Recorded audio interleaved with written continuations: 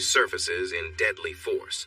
With every encounter, survival hangs by a thread and loyalties blur. Pinky's Diner sat a bit too far from the road, a mistake made by the original land surveyor. This turned into a lucky break for the new owner, who had a smart lawyer. The lawyer managed to secure the land behind the diner for his client. This gave the diner room to grow and even create a parking lot for trucks. With this added space, the lawyer helped expand the restaurant's plans to welcome more customers, making it a popular spot for a warm meal and great coffee. 40 years later, it remained a beloved place for tired travelers and local people in Rochester, New York. One of those locals sat on his usual stool at the counter. He had been coming to this diner for about 7 years, though he didn't visit every day due to his work that took him all over. He often wondered why this seat was always open when he came for breakfast or dinner, but he was grateful for it. "Good morning, Hal." He looked up and smiled at Eve, the gray-haired waitress, who held a coffee pot in one hand and a mug in the other. "Morning, Eve," he replied. She placed the mug in front of him and poured, watching his face. After years of experience, she no longer needed to focus on the cup to know when to stop. "Are you okay, hon?" Hal let out a small snort as he looked up again. Eve had a knack for noticing things. He managed a nod, and she accepted it, understanding he wasn't ready to chat. "Usual?" she asked. He nodded again, and she went off to prepare his meal. Eve had an amazing memory and never needed to write down the orders of her regular customers. A sudden sharp pain shot through him but faded quickly as old memories brushed against him and then slipped away. He sipped his coffee, holding the mug tightly as if it were a lifeline. He needed to clear his mind, a tricky place to be, so he focused on the sounds and movements around him. This was a skill he had learned to stay alert in difficult times. Now it helped him stay grounded. The sounds filled the spacious diner, the clink of cutlery on plates, the thud of mugs on tables, the hum of conversations, some quiet and some loud. Everything felt ordinary, and he found comfort in that.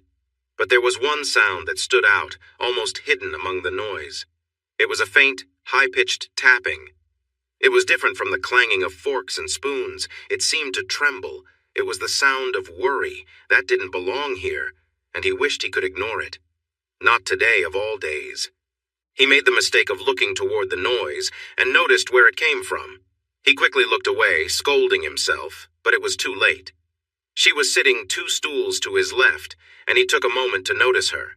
She was tall, maybe as tall as he was. She had a slim build with long arms and legs, fingers wrapped around her coffee mug. Her hands were shaking, and the sound came from several silver rings she wore. She was blonde, and what he first thought was an unusual snake was actually a long braid of her hair. Wow, that was a lot of hair. Her eyes were large and soft brown, framed by long lashes. When they glanced his way, he saw pain and fear in them. Her makeup was messed up from crying, and there were faint bruises from being struck. Her slightly pointed teeth hadn't been fixed by braces. Her lips looked soft, although the top one was healing, likely from a hard hit. Her nose was a bit larger than average, but matched her big eyes and that bite. While she wasn't classically beautiful, her face had real character, which made her interesting in its own way. She was definitely interesting, but her body language made it obvious she was in trouble. She seemed like someone who would attract every dangerous person around, and with those bruises, it looked like she already had. He wondered if she was running away. She seemed to be in her early 30s, almost a decade younger than him, so he thought about whether this was a new situation for her or if she had always faced tough times. She wore snug light blue jeans with rips on her thighs and frayed cuffs over worn-out black shoes. The smudged pink jacket barely covered her waist and was worn open. From the side, he noticed it might not close at all. He caught a male voice behind him talking about her. He wasn't the only one seeing her situation. But unlike them, he wasn't looking to take advantage. Eve came with his food, and he felt relieved for the break in focus. He smiled at her, noticing the question in her knowing gaze. He shook his head, thanked her, and began to eat. Eve walked over to the woman. "You sure you don't want anything to eat?" "No, thank you. Just more coffee, please." His fork froze halfway to his plate as her deep voice startled him. He hadn't expected that. He wasn't sure what made it sound so rough, but it was surprising since he had thought she would sound softer. There was still fear and weariness in her voice that tugged at him, so he pushed it away and finished his breakfast. When he was done, Eve was there to take his plate and pour him more coffee. "Will I see you again tomorrow?" she asked. "No, not for about a week." "Going for a long drive," Hal said. "Another business trip? They work you too hard," she replied, concerned. "Not business. I'm headed west to L.A. It's personal," he said, feeling a bit awkward. "You can't drive all that way," Eve exclaimed. "You should fly from Buffalo." "No, I'll drive. I need the time to think." Hal tried to push the troubling thoughts aside. "Could I get a ride? Just to Erie? I have a sister in Pittsburgh. I can take a bus from there," she asked, her voice shaky but sweet. He looked into her soft brown eyes, which were a bit watery from holding back tears. She turned on her stool, and he noticed how she was trying to catch his attention. Today was not the right day for him to get involved. He wasn't in a good place to take care of anyone else. He lowered his gaze to his coffee. "No." "I can take you to Erie," said a voice from behind Hal. He recognized the voice as belonging to a truck driver who had been making rude comments about the woman earlier. Hal knew she shouldn't accept the offer. He felt her gaze along with Eve's and kept his hands around his mug, trying to focus. "Sure. Thanks," she replied. He felt a rush of anger wash over him. This wasn't his duty. She wasn't his responsibility. He didn't seek out trouble. His eyes closed as pain shot through him once more. "I just have to use the ladies' room." "Sure. My truck is parked right behind the restaurant. It's the one with the trailer. You can't miss it." Hal let their chatter fade as he took deep breaths. He sipped his coffee, trying to focus on the outside world again. Suddenly, he caught whispers nearby. "Pete, where are you? Good! Meet me at the rest stop just east of Buffalo. I've got someone for us. Yeah, just like last time." The voice faded as the trucker walked away, probably getting ready for something he didn't like. He knew it was a mistake. From the woman's tears, it was clear this was not her first problem. His mug shattered in his hands, the coffee spilling onto the counter. Eve rushed over to clean up the mess, gathering the pieces of the mug while watching him with worry. "Sorry about that." "Put it on my bill," he sighed. Eve nodded and started to walk away. Without thinking, he reached out and touched her arm. "You need to stop her from leaving with him." Eve raised her eyebrows but stayed quiet. He breathed deeply. He called his friend. He took another breath to calm himself. "They have a plan to hurt her at the next stop." Eve gasped and brought her hand to her mouth. She looked him in the eye. "Hal, she needs to be safe on her way to Erie." He blinked at her, confused. "Yes, that's why you have to tell her not to." "You need to take her," Eve insisted firmly, leaving no room for disagreement. He opened his mouth to argue, but she gave him that look mothers use on stubborn kids. She was really good at it, but she didn't know who he had become. She had no idea of the danger. Eve hurried away, and Hal saw her catch the woman just before she left the building. The woman was carrying only a small pink backpack. Eve leaned in close and spoke softly. Hal noticed the woman flinch and then begin to cry. Eve put an arm around her and led her back toward Hal. His stomach tightened as they got closer. When they stood before him, he looked into the woman's teary eyes. "Erie?" he asked, and she nodded weakly. "Another victim." "Okay, I'll get you there," he said roughly. Eve smiled at him as she let go of the woman. "This is Sam. Sam, this is Hal." They exchanged brief nods. He tossed some cash on the counter and looked at the waitress. "When I get back from L.A., I want a slice of blueberry pie." She patted his arm. "Sure thing, dear." With a quick glance at Sam, he headed for the door and held it for her. She followed closely behind, as if she were worried he might leave without her. Outside, he took her to his rental car. Since he was traveling across the country, he treated himself to a nicer car. It was just a little bigger and fancier than usual, with GPS to help navigate. He opened the door for her, feeling a little awkward for falling back into his old habits. She looked surprised, but quickly got inside. He shut the door and walked around to his side. He glanced back at the diner and saw Eve watching him with a small smile. He frowned in frustration before getting in. He used his phone to find the Erie bus station's address and entered it into the GPS. Then they were on their way, merging onto the westbound highway. They drove in silence, each lost in thought. Eventually, they passed the rest area where the truck driver had planned his gathering. Hal heard Sam start to cry again, but tried to ignore it. They went around Buffalo, but he pulled off the highway at the edge of town, aware of Sam's unease. He drove into the parking lot of a McDonald's and turned off the engine. She looked at him with some worry. "You've been sitting with your knees pressed together for a while now. It's okay to stop if you need to. Just let me know. Please use the restroom inside." She nodded, feeling relieved but still a bit anxious. "Your stomach has been making noise since we left the diner. I'm going to get you something to eat. What do you want?" She tried to say she was fine, but her stomach growled. "An Egg McMuffin?" she suggested with a shy smile. He nodded and got out of the car. Sam hurried out too. He locked the car and then held the door open for her. She smiled at his kindness and hurried inside. He ordered 3 breakfast sandwiches for her and some bottled water for the car. Hal noticed a teenage girl rushing towards the door, carrying a backpack that looked very familiar. It had the same tear on the strap as Sam's bag. This was something he felt he could handle. He took a quick step forward and grabbed the loop of the backpack, pulling it from her grip. "Hey, give that back!" she shouted at him, clearly upset. He stood quiet, watching her. "I said give me my bag, jerk!" She raised her voice, trying to frighten him. "What's happening here?" a deep voice asked from behind Hal. "This guy is stealing my bag!" the girl yelled, clearly frustrated that her strategy wasn't working.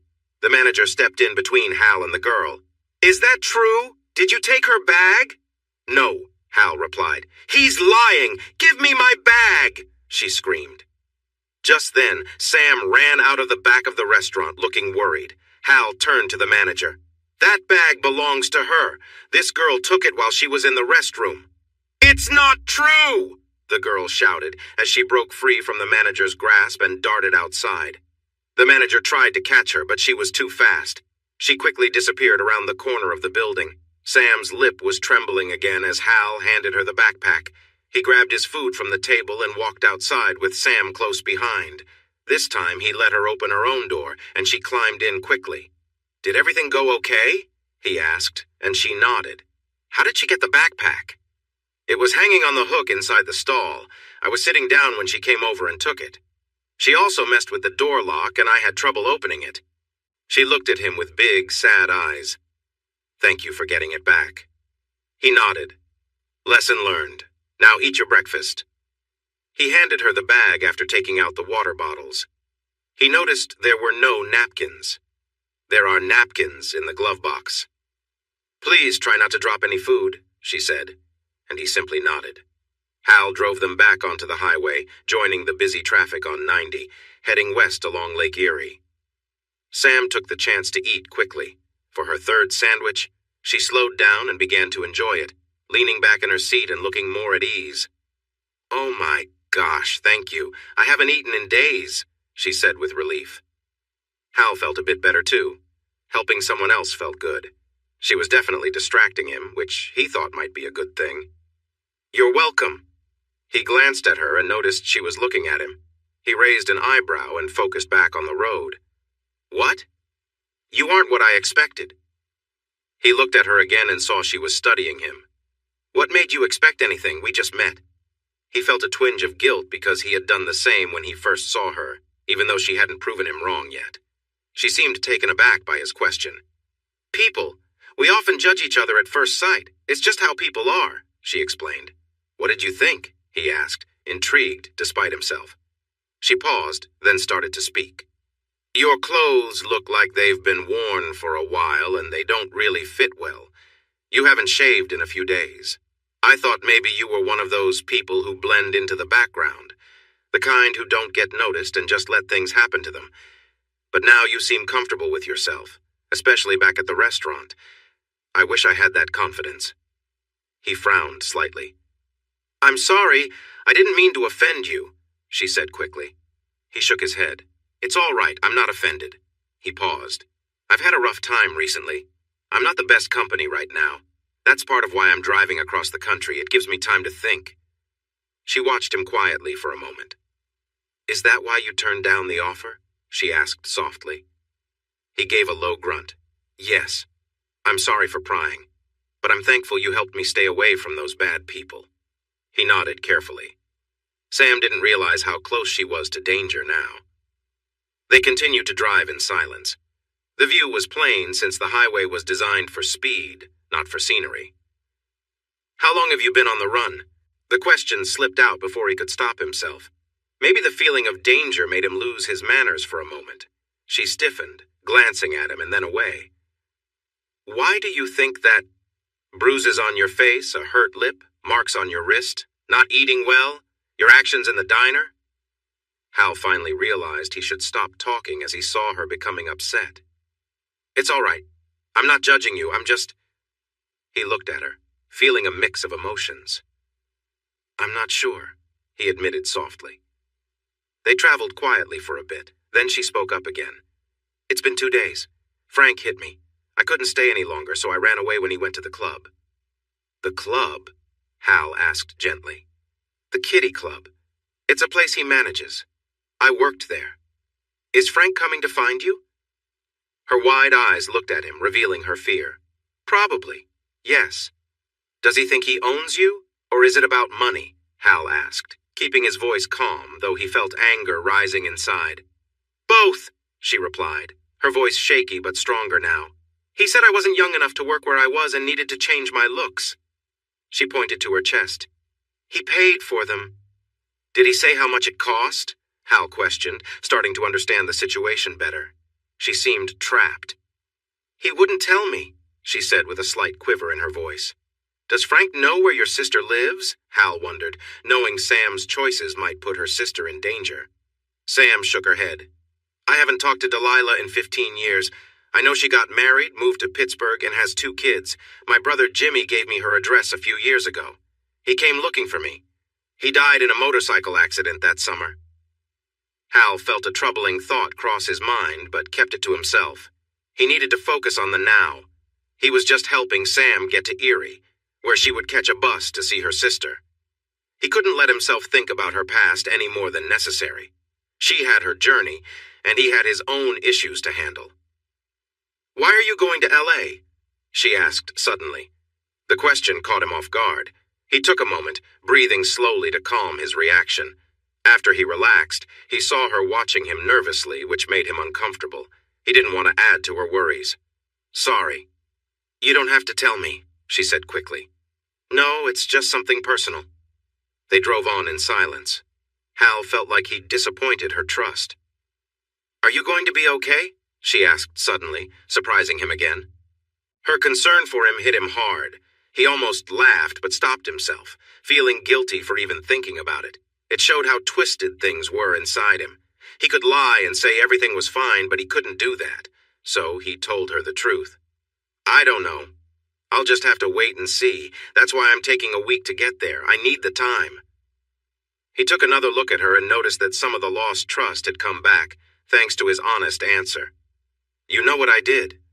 What do you do?" Her questions felt innocent, but they cut right through him. He decided to give a simple answer. "I'm an inventory control manager for an office supply company." He glanced over and she smiled. It was the first time he'd seen that, and her wide grin made him smile back. Still, he wondered why she was smiling. "What?" She shook her head, her smile growing bigger. It pulled at something inside him. "Seriously, what?" Hal asked, grinning. She seemed to think for a moment. "Your job just doesn't seem like you." His eyebrows raised in surprise. "Why?" She looked at him closely, as if trying to see more. "I don't know. It seems like you should be doing something bigger." "Bigger?" He chuckled. "I don't know. More important, less boring," she replied, shaking her head. Hal smiled to himself. "Don't knock boring. I like it." Her laugh was sweet, her voice warm. There was a hint of relief in it. "I don't see it," she said, still looking at him with curiosity. "Maybe you should be a firefighter or a police officer, or in the military?" He locked eyes with her. "Military?" She looked away, shy. "I'm not sure what kind. I'm not great at explaining." "I stand by my point. Not everyone can handle exciting jobs. A bit of calm is nice." She nodded but looked a little disappointed. He caught her frowning slightly. "What's wrong? I see a ring. Are you married?" Her question hit hard, and he fought to hide his reaction. He nodded. What does she do? He took a breath and let it out slowly. Dental hygienist. Ugh, looking into people's mouths all day, she said. He nodded, wishing she would change the topic. Unaware of his discomfort, she pressed on. Why isn't she on this trip with you? The pain was building inside him. He fought to keep his composure. She's busy, he said at last. She noticed the tension in his face. Oh my God, I'm so sorry. He quickly looked at her and saw that she understood. That was almost harder to bear than her not knowing. Don't. I didn't mean to pry. Please don't. Hal struggled to regain control of his breathing. He needed to get away from this woman before she realized how much danger she was in. He saw a road sign that showed an exit for Erie, Pennsylvania. It felt like a way out, just 3 more miles and he would leave the highway. He could take her to the bus station and then he would finally be alone. That felt safer. As they neared the exit, he glanced over and noticed the sadness on her face. Fear was creeping back in. You don't have money for a bus ticket, do you? Her big, wide eyes looked at him. Sam's bottom lip quivered as she shook her head. Oh, no. You should call your sister before you show up at her place? Her expression grew heavier, but she nodded. He took the exit and followed the GPS through the city, heading north toward the lake. The Greyhound bus station was located by the piers. Hal kept an eye on Sam, noticing how anxious she became as they got closer to the station. Finally, they arrived at the parking lot next to the buses. He turned off the car and glanced over at Sam. She was doing her best to stay calm, and he admired that. He opened the door, and after a moment, she joined him. I'll pay for your ticket, but you need to call your sister first, he said firmly as he locked the car. She looked at him and nodded. They walked together across the lot to the bus station and went inside. It was mostly empty, and they didn't see any payphones, but they found a bench near the ticket booth and sat down. Do you have a cell? He asked. But her lost look told him everything he needed to know. Okay, use mine. I'll check on the bus, he said, pulling out his phone and handing it to her. She took out a small red notebook from her backpack and opened it to find her sister's number. Hal walked to the ticket counter to speak with the agent. Hi, I need 1 ticket to Pittsburgh. The agent glanced at his screen and typed something. The only bus to Pittsburgh will arrive in 30 minutes. It costs $36. Hal turned back to Sam, who was on the phone. Hello, Delilah, it's me, Sam, Samantha, your sister. There was a long pause. Please don't say that. Another pause followed. EU was hoping to come see you. Today. Sam started to sniffle. Please, Deli, I'm not. Please, oh no. She looked down at the phone, and then her shoulders began to shake as tears streamed down her face. Hal watched her in silence, feeling a deep sadness. He understood there would be no happy reunion with her sister, a result of past choices. He walked back to Sam, sat on the edge of the bench, gently took his phone back, and rubbed her back to comfort her. A memory flickered in his mind. Lisa, crying into her pillow, him sitting on the edge of the bed comforting his wife. He couldn't remember why he was feeling sad, but he thought it was his fault. It was hard for him to tell if that thought was right. Now, he wondered if those tears had anything to do with what was happening now. His mind was busy, looking at every small action and word for answers. Finally, a bus came to the station announcing the departure to Pittsburgh. They stayed on the bench, not moving. When the bus left, he noticed the woman resting her head on his leg as he thought back through memories. He looked down and saw he was gently brushing her hair. She seemed more relaxed now. What was he going to do next? He had plans to go to the West Coast, and she didn't belong in that situation. He didn't want her to get hurt because of him. At the same time, he couldn't bring himself to push her away. It felt like she had been pushed enough lately. He might have his problems, but he didn't want to be mean. He needed to keep heading west. He couldn't choose for her, but he had to make a decision for himself. He looked down at her and saw her eyes were closed. What are you going to do now? He managed to ask, his voice tight. She shook her head and leaned against his leg, trembling slightly. He turned his head to look out the window, not wanting to see her face. He could just walk away. He had kept his promise to Eve, safe and sound. Then he spotted a trailer with Queen's pork sausages written on it. It was attached to an old red truck he recognized. He had seen it earlier, leaving a place called Pinky's, and now it was right across the street. That meant he couldn't just leave Sam behind. They were probably watching them. "Sam, we need to go. Right now," he said urgently. She looked at him, puzzled. But then she noticed the serious look in his eyes. "Come on." He helped her stand, handed her backpack to her, and urged her to start moving. "What's happening? Where are we going?" Her voice trembled with fear. "The person from Pinky's has been following us. We're heading to my car." His instincts were heightened, and he noticed movement in the parking lot around them.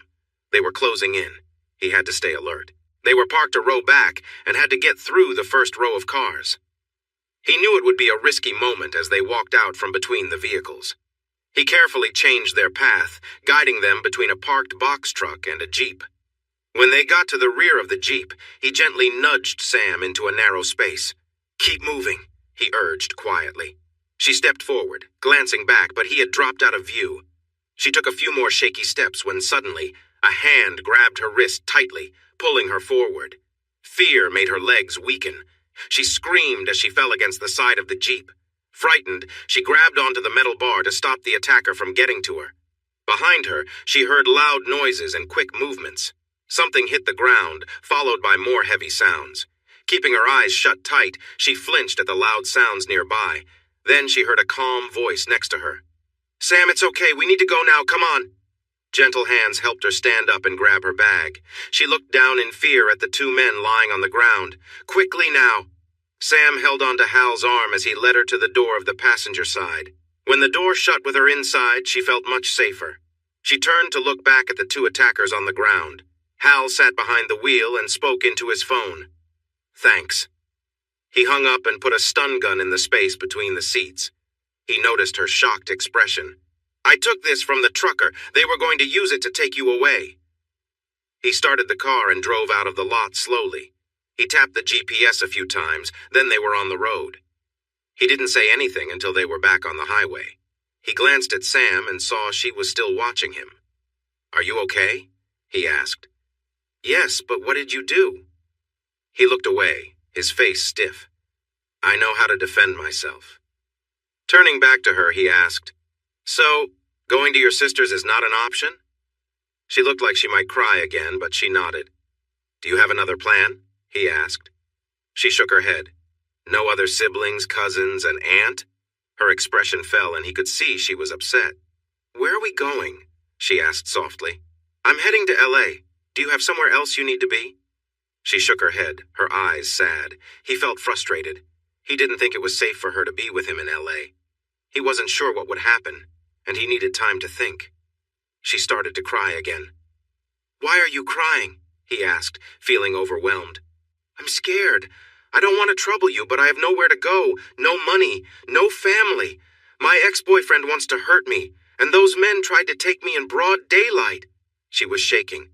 "I'm scared, but I feel safe with you, but you don't want me here." Her tears turned into sobs, and Hal felt trapped. He had felt in control after dealing with the two men, but her crying brought back feelings of anger and frustration. He had to put a stop to it. "You can stay with me until we figure things out," he said firmly. "Please stop crying." The tears slowed as she looked at him with hope. To avoid seeing that, he focused on the road ahead. Soon, the crying stopped, and they drove through the countryside. "Where are we going tonight?" she asked softly. He nodded. "I reserved a room in a motel in Columbus, Ohio. I'll book another room when we get there." Hal looked over and noticed her worried look. "What's wrong?" "I don't want to be a burden." He let out a deep breath. "What do you mean?" "I only brought the clothes I was wearing." She gave him a pleading look. "I'm not ready for a week-long trip." Hal glanced at her again and took a moment to compose himself. Finally, he agreed, "All right, we can stop and get you some things for the trip." Seeing her look of distress, he added, "I have a travel budget." Her eyes sparkled a little again, but she held back her tears. "Thank you."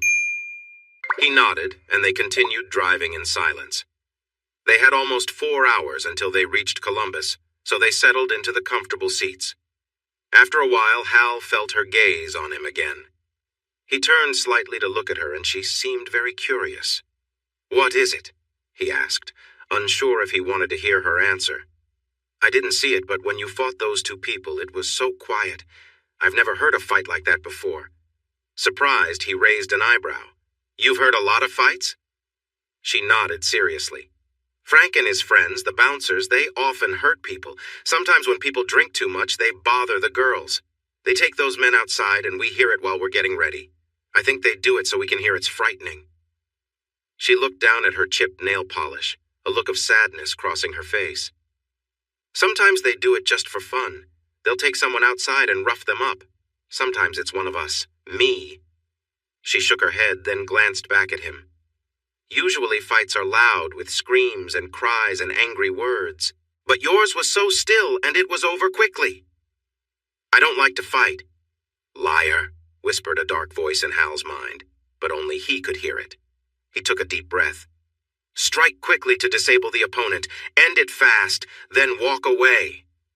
He could sense the dark presence's disdain for his words. It thrived on destruction and wanted more. Inventory control manager, she said quietly, almost to herself. He chose to stay silent. It felt safer that way. Hal merged into the busy traffic of the loop highway around the western side of Columbus. They were making good time, even with a few stops for Sam. During their first stop, he waited in the car while she rushed to take care of herself. By the time she returned, she was visibly anxious. For the next stops, he decided to go inside with her and wait. This helped her feel a bit better about not being left behind. At one of their stops, he called the next motel he'd booked and got a room right next to his. Sam finally fell asleep, and he noticed how peaceful she looked. He took the exit off the highway and entered the quiet neighborhood. He spotted the motel, but remembered they had some things to do first. Dinner came first. Sam, time to wake up. Her eyes opened slowly, revealing her big brown eyes. Are we at the motel? I thought we could grab dinner first, he said, and her eyes brightened. He pointed to the GPS screen. There are many restaurants here. Which one do you want? Her eyes widened, and he realized this might be the first time she was asked to choose. She scanned the screen eagerly. They have an Olive Garden, she said excitedly. He looked at her and then the map. Is that what you want? Her smile faded a bit. You don't like it? It's good. I like it, he reassured her. Olive Garden it is. Her smile returned, even brighter this time. He found it hard to look away. He parked the car close to the entrance. As they got out, they stretched and laughed at their shared groans. After locking the car, they went inside. The hostess noticed Sam's outfit and raised an eyebrow. The tall blonde edged a little closer to Hal.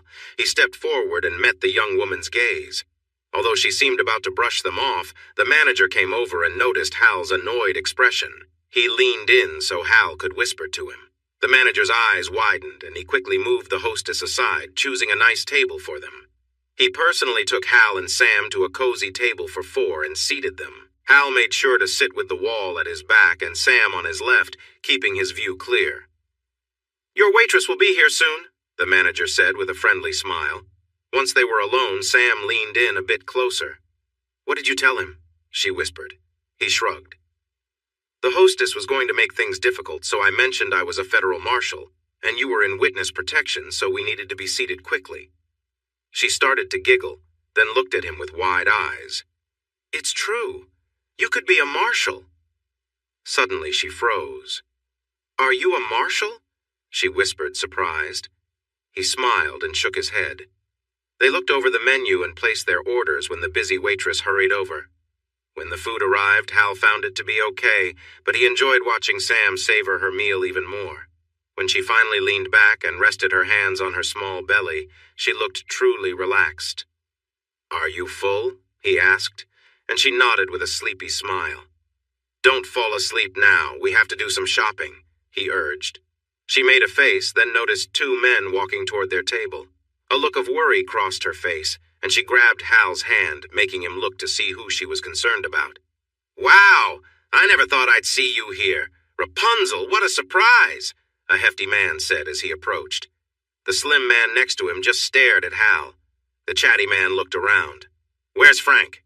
Hal glanced at Sam, but she was frozen, so he answered for her. She's not with Frank anymore. The man finally looked at Hal. "No way. Mr. Capello doesn't let anyone go, especially not Goldilocks. Who are you?" "I'm her friend." "Who are you?" The chunky man laughed.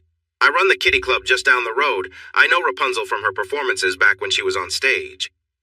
"I don't think she wants to remember those times," Hal said firmly, interrupting the smug man, whose expression turned serious. The man looked Hal over, and then his smirk returned. "You're not very friendly." Hal suppressed a laugh. The man had no clue. "You could say that. Have a good evening." The chubby man nodded to himself, then nodded to his partner before turning his attention to Sam. "See you later, Goldilocks." Once they were alone, the waitress hurried over, and Hal paid the bill. He noticed Sam was shaking from the encounter. He needed to distract her, or he would be facing tears again. "Let's go. We have some shopping to do." She stood up, and he wrapped his arm around her back to support her. Surprised, she looked at him but held onto his hand until they reached the door. He led her to his car, and then drove to the store. "We can get everything we need here," he said as he got out of the car. She nodded and hurried to stand next to him, linking her arm with his. She glanced behind her. Inside, Hal grabbed a shopping cart and took her to the women's clothing section, steering her past the rack of discount t-shirts she had stopped by. "Please don't take this the wrong way. This is a chance to improve your wardrobe. You don't have to stick to t-shirts. Don't worry about the price. If it looks nice on you and fits, we'll buy it." She looked at him wide-eyed. "We need a week's worth of outfits." She started to pick items carefully. With each blouse she liked, she turned to Hal for approval. He nodded each time. Only once did he shake his head, but that was only because he thought it didn't look good on her. She took the selected items over to the fitting room, where he waited by their cart. When she came back with only 3 blouses, he raised an eyebrow. "The others didn't fit," she explained, earning a disapproving glance from a nearby sales clerk. "Let's find some more," he said simply. Sam smiled as she placed the 3 blouses in the cart. While she searched for more clothes, he found a few items for himself in the men's section. He picked up a 3-pack of black shirts and a 3-pack of black boxer shorts. He also grabbed a pair of charcoal gray running pants. Everything went into the cart. The next hour passed with Sam trying on various outfits until they had enough for at least 8 days. Along with the blouses, she found 3 dresses that made her quite happy. He encouraged her to get jeans without too many rips, but she insisted on 3 pairs of yoga pants. As they went through the clothing, she modeled several outfits for him. He noticed how fit she looked.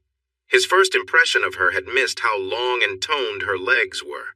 She had a slim figure, but he thought she looked good. He caught himself thinking about his ex, Lisa, and felt his mood drop.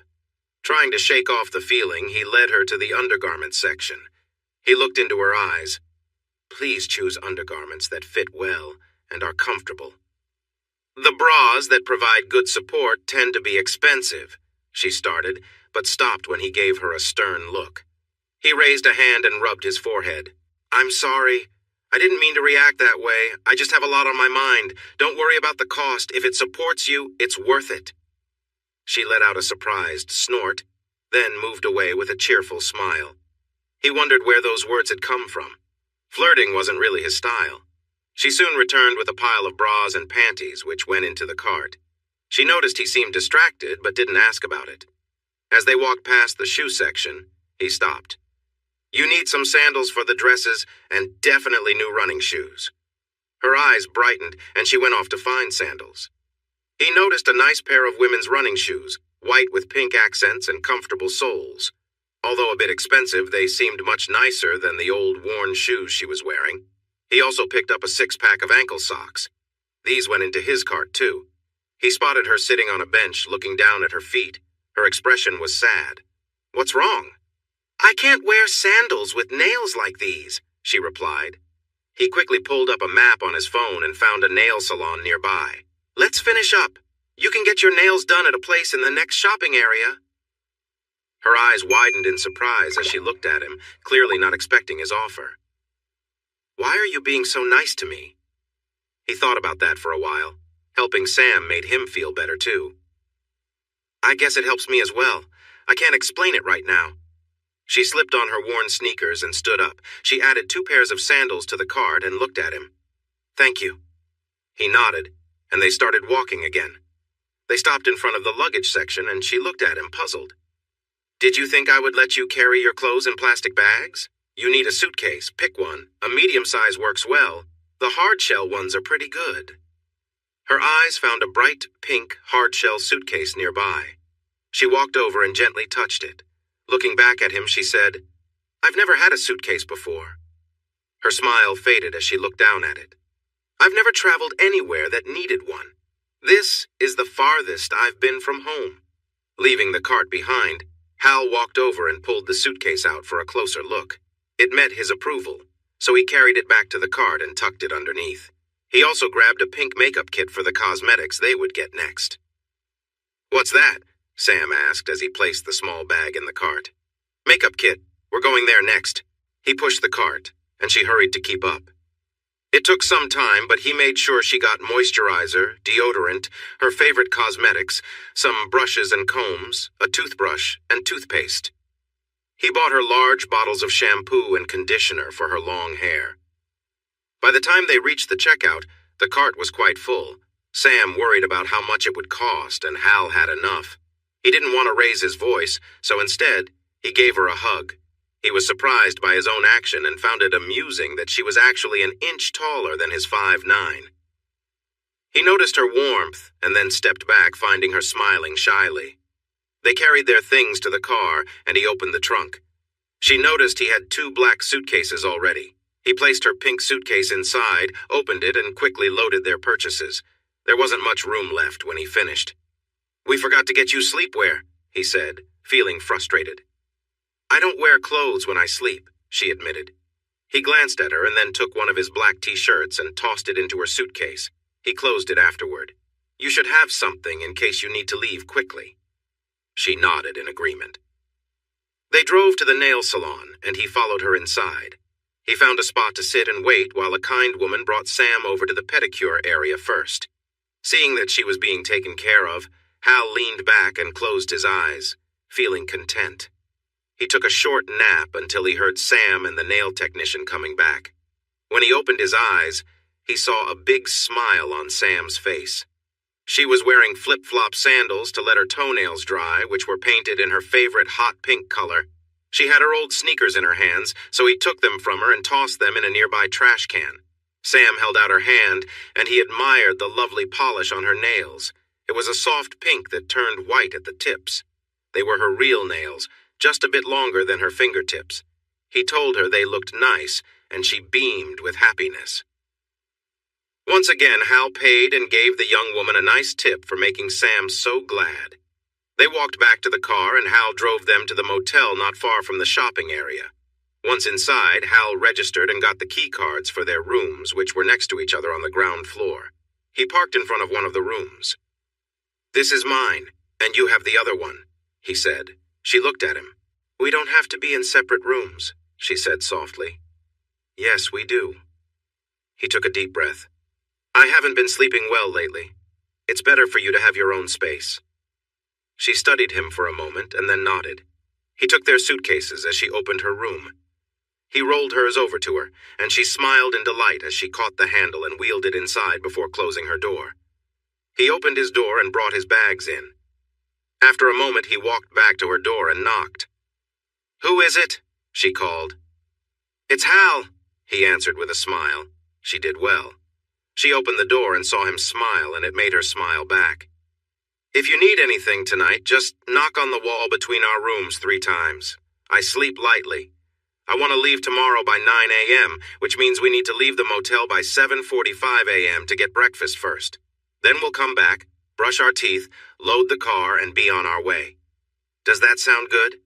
She nodded, and he continued. "If you want to watch a movie, feel free." "No, thank you. I'm going to take a long shower and wash my hair. That's enough for tonight," she said. He smiled, noticing her long braid. "Okay, lock up and I'll see you in the morning." She smiled and closed the door. Hal heard her lock it and felt satisfied as he went into his room and locked up behind him.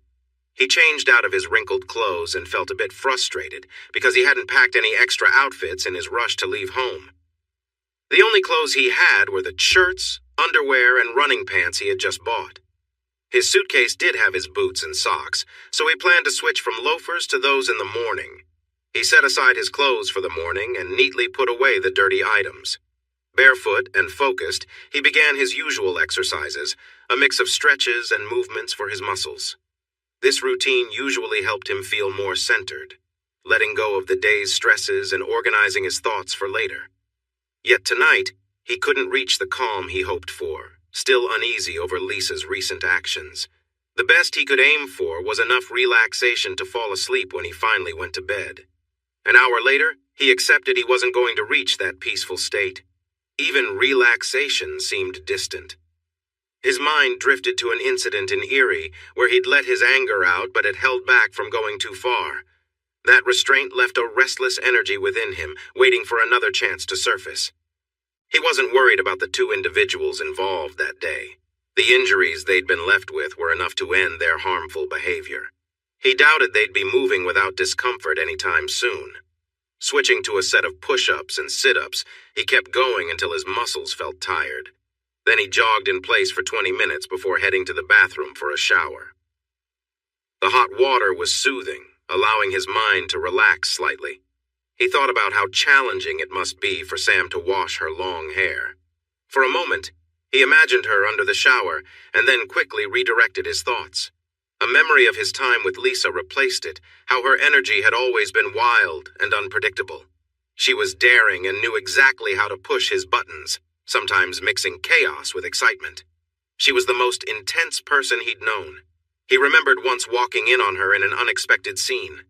The tension from that encounter lingered in his memory, shaping his sense of caution with her.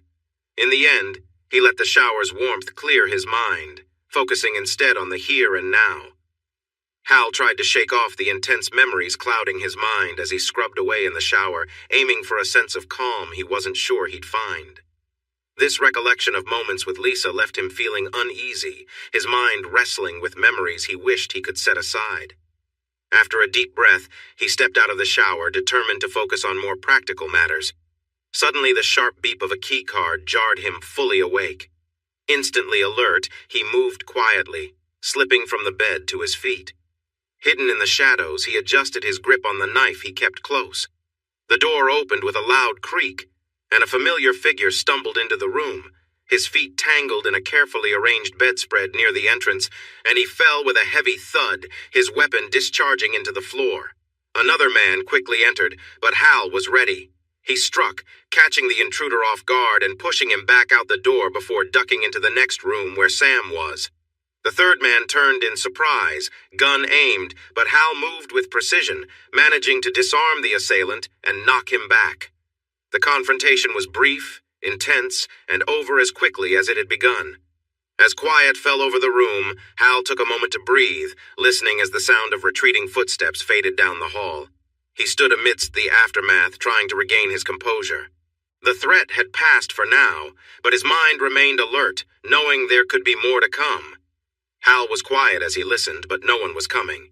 He could hear soft, frightened sounds coming from the bed. "Sam!" Hal called out, pushing the scary thoughts away. He left the person on the floor and moved carefully to the bed. "Hal?" a voice asked softly from under the sheets. "Yeah, it's me. Just stay there for a moment. I'm going to check around. You're safe." He went to the door and listened. Nothing. He stepped outside and looked at the man he had knocked out. Lifting the shirt of the man, he noticed the microphone, wires, and tape he had felt when he grabbed him earlier. The man had meant him harm, but Hal was still in control. The man was unconscious and might have a slight head injury. Hal went to his room and grabbed his phone. He called his supervisor. "Report. Need help. There was an attack. 3 are dead, 1 captured with a wire." "Understood. Give me the address, then wait." Hal shared the details, then hung up. He returned to Sam's room. He heard her quietly crying. "Sam? It's okay. It's all over." He sat on the edge of the bed. She pulled the sheets up to her chin and looked around for him. She gasped when she saw the 2 bodies on the floor. "These were the guys we met at Olive Garden, plus some others," he explained. "You killed them?" she asked softly. "They weren't friendly. The thin guy barged into my room with a gun. He tripped and accidentally shot himself. I couldn't believe it. These two were after you. One got away." He frowned when he noticed Sam still holding the blanket tightly. Suddenly, red and blue lights flashed in the doorway as the local police arrived. "Are you wearing the shirt I gave you?" he asked, and she shook her head. He sighed and took off his shirt to give to her. "Put this on. The police are here and they won't be easy to deal with, but it will be okay. I called for help." He looked at the door while she struggled to put on the shirt. "Police, come out with your hands up!" He sighed again. "Here we go." Sam stared at Hal in shock. His back was covered in scars. She watched him stand and walk toward the door, illuminated by the flashing lights. Then it was her turn. She felt grateful for his large shirt since she wore little underneath. She tried to move like him, but fear made it hard. She stepped into the light. Hal caught up on sleep in a holding cell at the police station. There wasn't anything else he could do. "Demon!" He opened his eyes and looked towards the door of the cell. "Demon?" "Whatever. You're getting out," the officer said. Hal stood and walked to the door, and the officer unlocked it. He followed the man into a large room filled with desks and a few officers on the night shift. He was standing there in just his black shorts with no other clothes on. The room became silent as everyone turned to look at him. At first, he felt uncomfortable with people's curiosity about his scars and burns, reminders of his painful past. But now, he chose to ignore their stares. Sam was sitting at one of the desks, talking to a woman detective. She seemed to be okay for the moment, wrapped in a blanket for warmth. Not far behind Sam was his handler, Carl Gunderman. Carl was in his 60s but looked much younger. He was a small, slim man with a thick black beard and a short haircut. His voice was deep, but he never smiled. He walked over to Hal, quickly scanning him for any new injuries. "I'm fine." "No injuries, just a near miss," Hal replied quietly. "Why?" Carl asked. Hal let out a small laugh, thinking about how Eve had pushed him to take care of Sam. "No choice," he answered. Carl raised his eyebrows, glancing at Sam. Hal nodded in response. "Why are you off the program?" Carl asked. Hal hesitated, an image of Lisa flashing in his mind. They had worked together long enough to communicate without words. Carl understood that Lisa was unpredictable in Hal's life. "I need some time, just a week," Hal said, meeting Carl's gaze. The older man finally nodded. "Can you manage without her, the trouble magnet?" Carl asked, pointing at Sam, already having a read on her.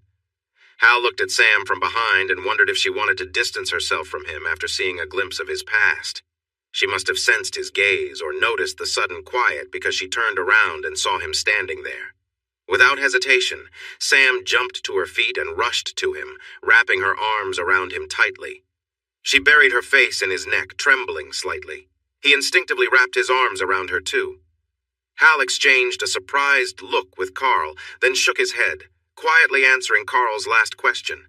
Carl frowned in resignation, held up a finger and mouthed, "1 week." Hal nodded, and Carl walked away without saying another word. "Miss Dulane, I have a few more questions," the female officer said, and Hal felt Sam grip him tighter. "Sam has finished answering questions," he said firmly. The officer wasn't pleased and raised her voice. "This is an active investigation." "Stand down, Officer Haynes," the commanding officer interrupted. The officer looked at her CO in disbelief. "Sir? Orders from above. There's no case. Destroy the paperwork." The female officer glanced at Hal, then nodded to her commander. "Yes, sir." She returned to her desk. "Thank you," Hal said. "Don't mention it. Not my choice." He handed over a big envelope with Hal's wallet, keys, and room cards. There was also a bag that held his knife. Carl had done his job well once again. "The people who barged in had access cards. Did you talk to the night clerk?" Hal asked. "He's vanished, just like the driver. Even if we found them, we still can't link them to anything," the man replied, cringing as if he tasted something sour. He looked at Hal with discomfort. "You messed up a big operation we had been working on for a year, but Officer Romano wanted me to thank you for not doing worse." The cringing returned. Hal simply nodded. "We need to return to the motel for our things. Can you give us a ride?" Hal asked. The commander nodded. "It's set up. You'll meet the driver at the precinct entrance." He walked away without another word, clearly unhappy with the situation. "Let's go," Hal said to Sam, who stepped back to look at him. We just get to leave? I don't get it. People died. She seemed confused. He couldn't explain it to her. It would be too much for her to understand. Maybe she'd want to stay behind. Yes, we're leaving. There are no charges against us. It will likely be noted as a failed robbery resulting in the attackers' deaths, and it will be seen as self-defense on my part. If you want to stop now, I'll understand. No! Sam held onto his arm. Don't leave me here, she whispered with urgency. I don't want to be alone. He blinked at her and then nodded. All right, let's head back to the motel. They walked down the stairs to the ground level where a man was waiting with a smile. Mr. Demon, he corrected automatically. My bad. I'm here to take you back to your motel. The man seemed a bit taken by how Sam looked in her black shirt. Let's go, Hal said to pull the man's focus back to the task. They followed him to a minivan and sat in the middle seat as the driver hurried to get behind the wheel.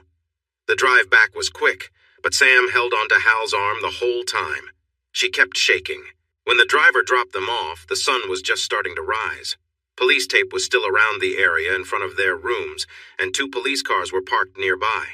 Hal approached the closest police car, and the officer inside glared at him. We're going in to get our bags, and then we're leaving. Will you be here until we're gone? He asked. The officer pointed to the other car. He's keeping watch over the scene. I'm here to escort you out of the city, he replied sharply. Hal nodded and walked over to the police tape. He carefully moved it aside and cleared the way to their doors, but both were damaged. Hal noticed a bullet hole in the window of Sam's room. He felt relieved to see that the bullet had stopped at the ceiling above them. It could have easily gone into one of the rooms in the building across the parking lot. Get ready for the day. Pack your things into your suitcase and then meet me by the car. We're leaving early today and we'll grab breakfast in Springfield, he said.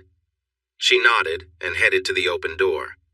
I can't, she said, her voice shaky as she looked inside. Hal sighed and guided her inside. He encouraged her to pick some clothes and get dressed while he packed her remaining items into her suitcase.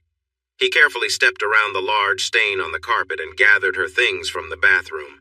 He brought her makeup kit back out and placed it inside the suitcase. He opened a plastic bag for her dirty clothes and added it to the suitcase before zipping it closed. He looked at Sam and blinked in surprise at how she looked.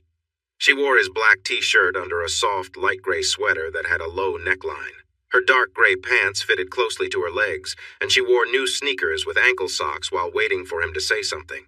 Wow, you look really nice in that outfit, he said. Her smile lit up her face, but then she became shy. He signaled for her to take her suitcase as he left the room, with her following him. When he stepped into his unit, he sighed at the sight of the uncleaned areas on the carpet and walls. Turning to her, he said, You should probably wait here. The room is not great. She nodded, and he went back inside. He carefully navigated around the mess to reach his bathroom, where he took a quick shower and dried off. He shaved, used deodorant, and organized his kit. Finally, he cleaned his knife, planning to do a more thorough job later. Stepping back into the hall, he avoided the mess again. A squeak caught his attention, and he looked up to see Sam turning to face the door. He quickly realized he was not dressed. He hurriedly put on some underwear, running pants, and his last black t-shirt. He unlocked the larger suitcase and found a pair of socks and his boots. After sealing up the luggage, he carried it to the doorway. Let's go, he said, and they stepped outside. Hal loaded their suitcases into the trunk and opened the door for Sam. She sat down and pulled her legs inside as he watched. He closed her door and walked around to his side. When he started the car, a police cruiser behind him moved back to clear the way. Hal pulled out of the spot and drove through the neighborhood streets until they reached the interstate. The police car followed them until the next exit, where it turned off and left the highway. Hal glanced at Sam, who was leaning back in her seat with her head turned toward him. Tough night, huh? He said gently. She smiled weakly at him. I had a nice shower and my hair feels very clean for the first time in a long while. The bed was cozy, and I was having a good sleep until those men came into my room. Then I was really scared. Her smile faded. I thought something terrible had happened to you and that they would take me back to Frank. He nodded, understanding how she must have felt. But that wasn't what happened. he said softly. No, I covered my head with the blanket and jumped every time I heard a loud noise. I was so frightened. She looked at him, her eyes wide. Then it was quiet, and you were talking to me like everything was okay. You weren't even out of breath, and it was over. He shook his head because it mattered to him. One man survived. She stared at him as they drove through the peaceful countryside. She didn't know this man, yet he had protected her from danger. He had taken her with him on a journey he had not wanted to share. He had paid for her meals and clothes, and now he had fought for her. She felt grateful but was not sure how to express it. He seemed calm, as if he was not waiting for anything from her, but she felt she owed him a lot. Thank you for saving me, she said, tears welling in her eyes, but she held them back because he didn't need her to cry. He glanced at her and nodded slightly. The miles to Springfield quickly faded away under the wheels, and he turned off the highway to find a place for breakfast. They ate in comfortable silence, and soon they were back on the road again. Where are we staying tonight? She asked. A small place called St. Charles, Missouri, just west of St. Louis. I have a hotel room booked with 2 queen beds since that was all they had. I could look for another hotel if... No, I think it's better if we share a room, she said hopefully. He thought about it. Would it really be safer for her to be in the same room as him? He had faced down danger to protect her, and today he felt calm. He just couldn't think about what lay ahead and the decision he would have to make. He turned back to Sam, who seemed to be waiting for his answer. Okay, we can try that, but I should warn you. I don't sleep well and I can react strongly to surprises. You'll need to let me know before you get up to go to the bathroom. Moving around without telling me might not go well. She nodded, considering his words. Waking me up by talking is fine, but don't come close until I am awake and responding normally, he added. Is that a condition? She asked, and he felt the weight of her question. How could he explain this? He couldn't. He wasn't allowed to share those details. Still, he wanted to offer her some reassurance. Yes, She nodded and settled back in the chair, looking out the side window. He let out a sigh he didn't know he was holding. He didn't want to deceive her. Soon the endless flat land made Sam fall asleep. Hal realized she hadn't been able to rest at the precinct. Now he had time to think, but all he could think about was Sam and how nice she looked in her new outfit. He felt a tugging feeling again, one he hadn't felt for a long time. He pushed that thought away because it reminded him of his past behavior when he first met Lisa in high school. Back then, Lisa enjoyed playing games with everyone. She had a way with guys, and many of them were drawn to her, which she loved. People admired her, and also disliked her for how she could easily get attention. Hal had already gone through a tough time in the orphanage and foster homes by the time he reached Lisa's school. He was struggling socially and was heading down a bad path. Lisa saw him as someone who could join her wild behavior. They began their rebellion in a way that shocked their school. Lisa would pretend to date a popular guy, while Hal would step in and confront him. He didn't realize he was doing exactly what she intended. She pushed him more, and their actions became more reckless. By the end of their first month together, they were in a stolen school bus, racing across state lines, leaving trouble behind. At their trial, a judge with military ties gave Hal a choice: spend time in jail or join a special program to manage his energy. The program seemed better than prison, so he agreed. Lisa received traditional therapy. She managed to leave with her diploma and a scholarship to train for a practical job. 10 years later, Hal became a success story from that program. They announced he was ready for the next step. He returned to civilian life with a job in a small company in northern New York State. Even though he still went on missions around the world, he always came back, ready to heal and continue contributing to society. His success in the program continued. Before long, he no longer returned from missions hurt. Those lessons were behind him. Then came the day he saw her. Lisa was having lunch at an outdoor cafe, and a young man at the next table was trying hard to get her attention. She seemed to playfully tease him, and Hal felt himself drawn to her as well. He walked right up to her table and sat down across from her. The young man tried to protest, but Hal firmly held his little finger and calmly asked if he could do without it. Hal and Lisa spent the rest of the day focusing on each other. He pulled away from his memories, feeling a rush of emotions. Lisa always had that effect on him. He realized now that it wasn't a healthy relationship. His supervisor had mentioned this a few times. It was only Hal's strong performance in his missions that allowed him to stay with her. He knew that any sign of trouble with his duties would lead to quick actions against him. He was brought back to the present when he saw signs for Terre Haute. They would stop for lunch here, and he let Sam choose where to eat. As he exited the ramp, he called out to her, "Sam, we're stopping for lunch." "Huh? What? Lunch?" she asked, blinking sleep from her eyes. "Where are we?" "Terre Haute, Indiana. I'm just going to drive up the street to see what options we have." They drove a few blocks when Sam made a small sound indicating she found something interesting. It was an Applebee's, so he parked. She looked at him. "Are you okay with this?" He smiled and nodded. "It's fine." They got out, and he quickly scanned the area before locking the car. He walked to her side, and she took his arm as they headed toward the entrance. He wondered when this touching started, but remembered it was in the police station. He thought about pulling away, but realized he didn't really mind. Sam seemed happy, too. They went inside, and Sam beamed when the friendly hostess greeted her with a smile and led them to a table. It was a much better welcome than she had received the night before. Hal sat down, watching the door, and was surprised when Sam chose to sit next to him, but she had done the same the night before. She eagerly studied the menu while Hal quickly decided on a small salad. Truthfully, he wasn't very hungry. The waitress was also kind to Sam. Her cheeks flushed from smiling so much.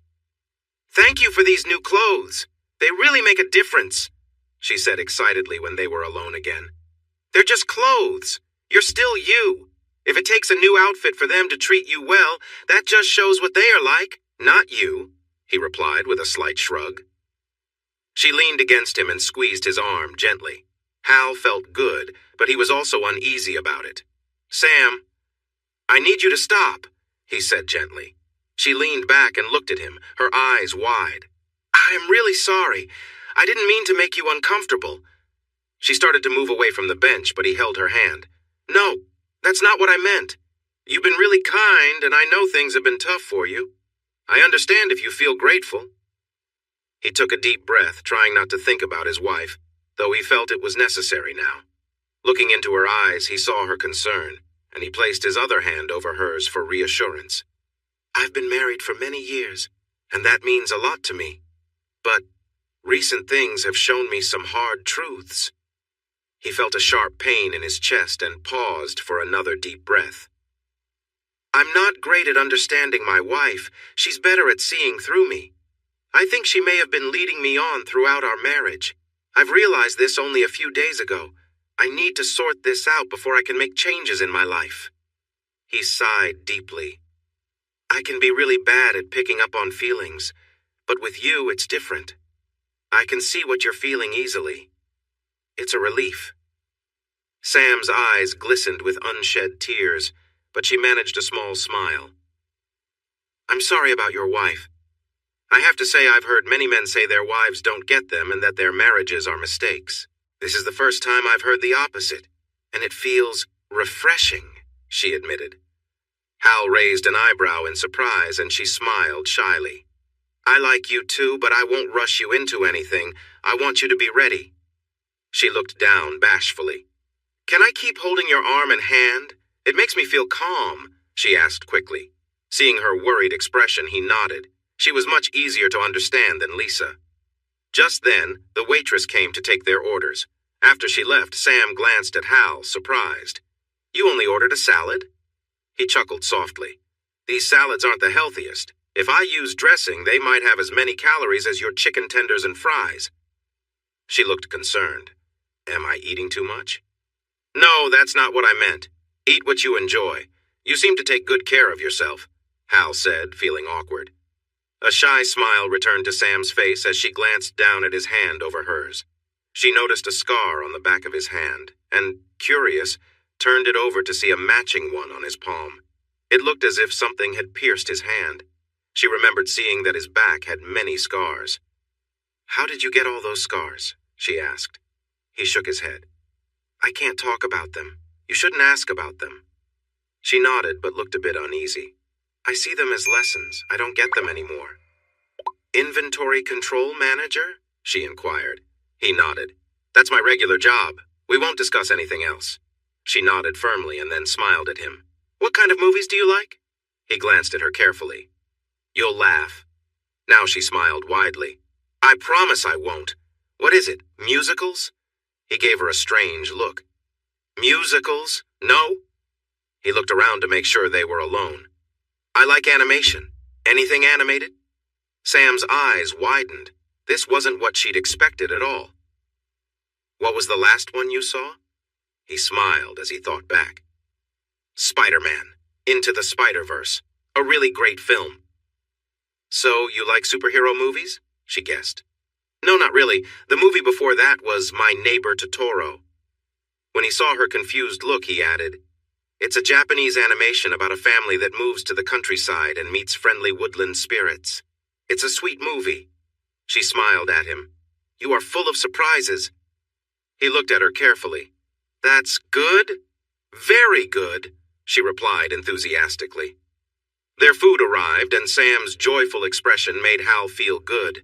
He realized she made him feel this way much more often than his wife, Lisa, ever did. Lisa only seemed happy when he was uncertain around her. While he ate his salad, he pondered this thought. When they finished, he paid and asked the waitress where the closest Walmart was. She told him about a mall just south of the highway. It didn't take long to get there, and once inside, Hal found a store to pick up more black shirts and running pants. Sam loved walking through the mall with him, so they did just that. He noticed her eyes focusing on a display of gold bangles as they passed a jewelry store. They were on sale. Feeling spontaneous, Hal guided them into the store, and Sam's eyes widened in surprise. He thought he should buy her one. It would be unfair to show them to her and not let her have one. He wondered what made him want to go in. When they left the shop, Hal felt dizzy from the persuasive sales pitch. His wallet was $400 lighter, and Sam was absolutely thrilled with 5 lovely bangles making soft sounds as they moved on her wrist. Oh my God, Hal! I've never worn anything this pretty, she exclaimed. He just nodded and got them outside and into the car. He stopped to fill the gas tank, and then it was back on the road towards St. Charles. He remembered that for this overnight stop, he had a hotel room with 2 beds. The way Sam looked at him made him feel a bit uneasy. He needed to clear things up. Sam, I don't want you to misunderstand about the bangles. He could see he had her attention now. I didn't buy these for you expecting anything in return.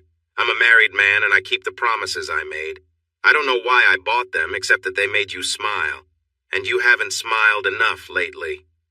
He looked over, and her big, bright eyes were glistening again as she bit her lip. Oh no, I've upset you again. She quickly shook her head. You're such a kind man. Thank you for thinking that my smile was important enough to buy this lovely gift for me. Hal nodded and turned back to the road, considering her words. It felt good enough to let go, so he moved on. The view outside was not very exciting, and soon Sam fell asleep. Later, Hal woke her up to show her the crossing of the Mississippi and Missouri rivers. She was glad to see it. The hotel was located right by the highway. They drove around the area and spotted a movie theater. We have some time. Would you like to see a movie? We can grab dinner afterward, he suggested. She smiled and nodded. You choose the movie? She said. They parked and walked up to the entrance to check the movie listings. Is there anything you don't want to see? Hal asked, unsure about the film showing. I don't like horror movies. Are you okay with comedies? Sam pointed to a poster. He nodded, so he bought tickets, popcorn, and drinks. The theater was mostly empty, so they got good seats. Hal didn't find most of the movie funny, but he loved hearing Sam's cheerful laughter, which made the experience enjoyable for him. After the movie, when Sam found out he had never eaten at the nearby P.F. Chang's, she guided him there. He noticed her showing off her bangles, and the hostess complimented her on them. She lit up with happiness, and Hal thought they were a great choice. They looked nice on her wrist. Sam encouraged Hal to try different dishes from the menu, and he found most of it delicious. He didn't mention his previous trip to China, as this food was quite different. When they finished eating, they drove to the hotel and checked in with their luggage. They headed to their room, which was new for Sam, while Hal thought of it as just another hotel room. I'll take the bed closest to the door. If you need to get up, just call out. Please don't come near my bed without saying something first. I need to answer you before it feels okay," he said. Sam watched him closely and nodded. "If you want to use the bathroom first, feel free. I like to work out before bed," he added. "Really? I thought exercising at night made it hard to sleep," she said, surprised. "Not for me," he said with a small shrug. "You can watch TV or a movie if you want. I won't mind." He opened his suitcase and took out his shorts, realizing he couldn't exercise without his clothes. He knew he had to keep his underwear on. He didn't like changing his routine, but he had to this time. He changed out of his clothes and set them aside to put away later. He noticed Sam watching him closely. "What's wrong?" he asked. She looked at him seriously. "Lessons, huh? Were you a slow learner?" He smiled a bit awkwardly. "Actually, I learned faster than most." He didn't mention that many of the other agents in the program didn't make it past their 7th mission. Seeing her doubtful look, he wanted to explain, but couldn't share too much. Just really tough teachers. He moved to the far end of the room near the windows and shifted some furniture to make space for exercising. He glanced at Sam. "Try to stay clear of this area." When she nodded, he started. Today, he was practicing fighting techniques. He focused on punches and blocks before moving on to kicks and sweeps. These moves were challenging as hitting the wrong thing could lead to injuries. He had to stay focused, pushing away any distractions. As he finished the workout and began targeting specific muscle groups, he noticed Sam watching him from the bathroom doorway, looking a bit shy. He paused, breathing heavily. "Is something wrong?" She quickly stepped into the bathroom and closed the door softly. Hal wondered why she did that, but put it out of his mind to continue with his routine. He wrapped up his exercises when Sam came back. She wore a black shirt again, but had another one in her hands. He realized his own shirt was missing. He pointed to the spot where it had been and looked at her. "I'm wearing it," she said quietly. "It helps me feel better." Unsure how to reply, he picked up his shorts and went into the bathroom for a quick shower. When he came back, he found Sam relaxing on her bed, reading a book she'd taken from her backpack. She glanced at him. "Do you have any body fat?" she asked. He looked down at himself and poked at his sides, finding none.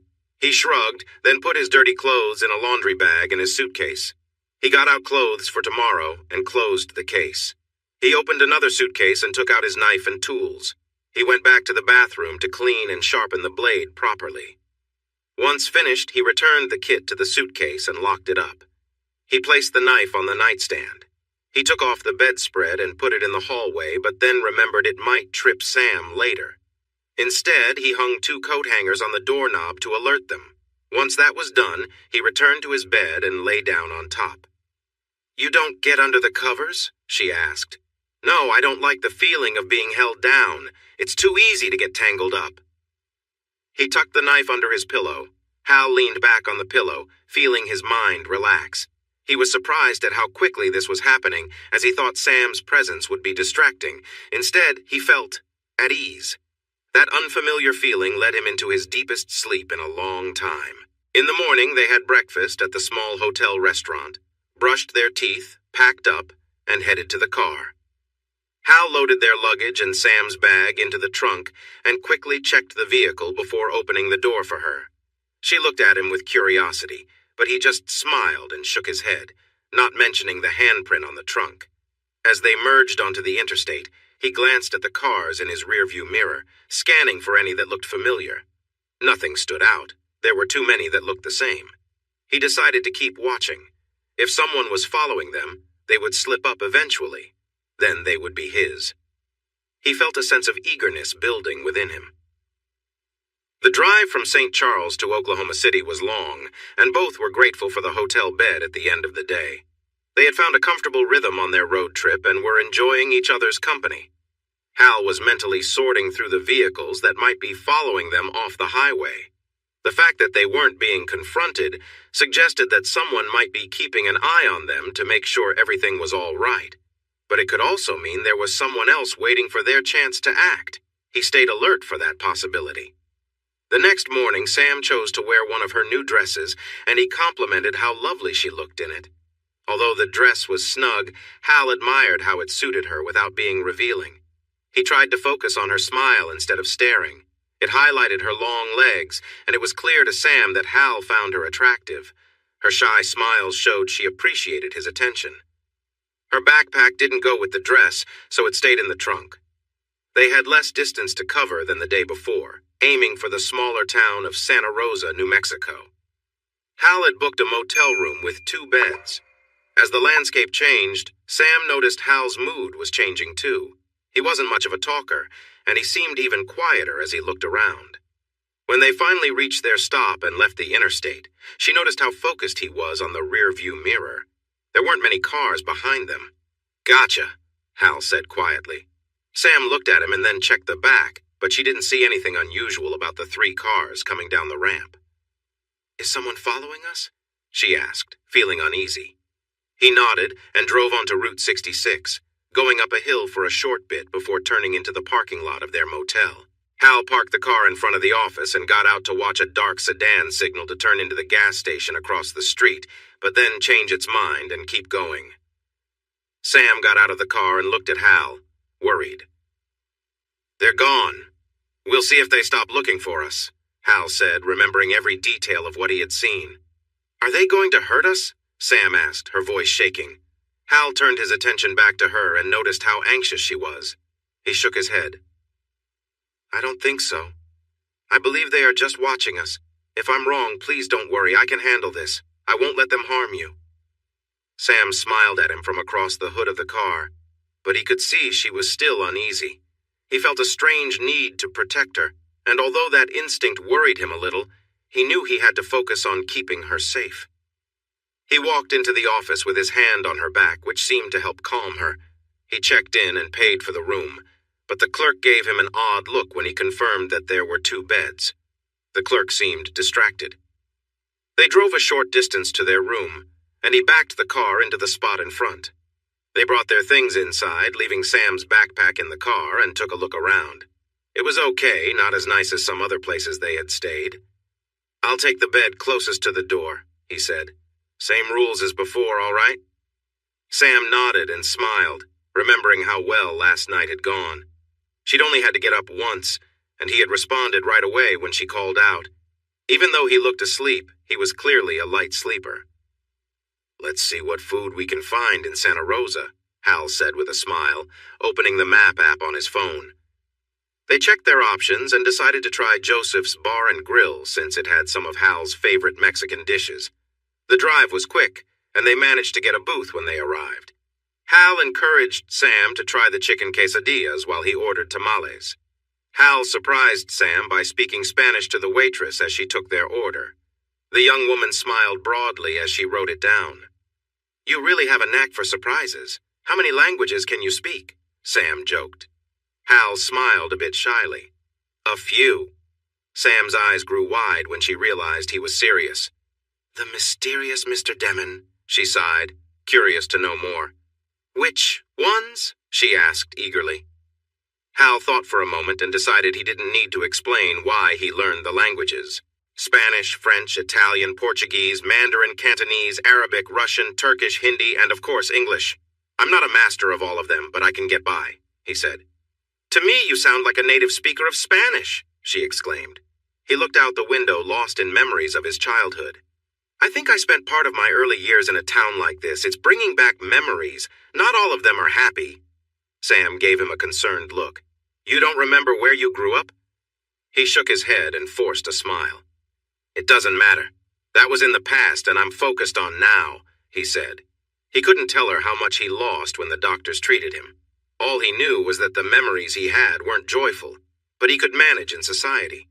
She nodded, her gaze still fixed on him. "What about you? Do you ever want to learn another language?" he asked, changing the subject. She blushed. "I doubt I could pick up another language.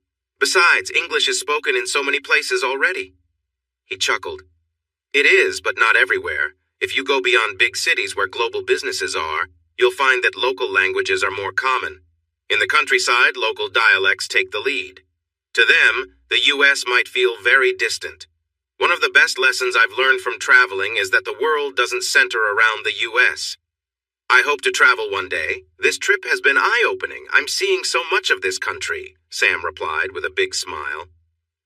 Hal found himself wanting to see her smiles more and more. He loved how her smile lit up her face and brought joy. His wish to see her happy made him uneasy. He wasn't sure what their future held. Everything depended on what would happen in Los Angeles. "What's wrong? You looked happy and then you seemed a little upset," she asked softly. "Upset? No, I haven't felt that way in a long time," he said.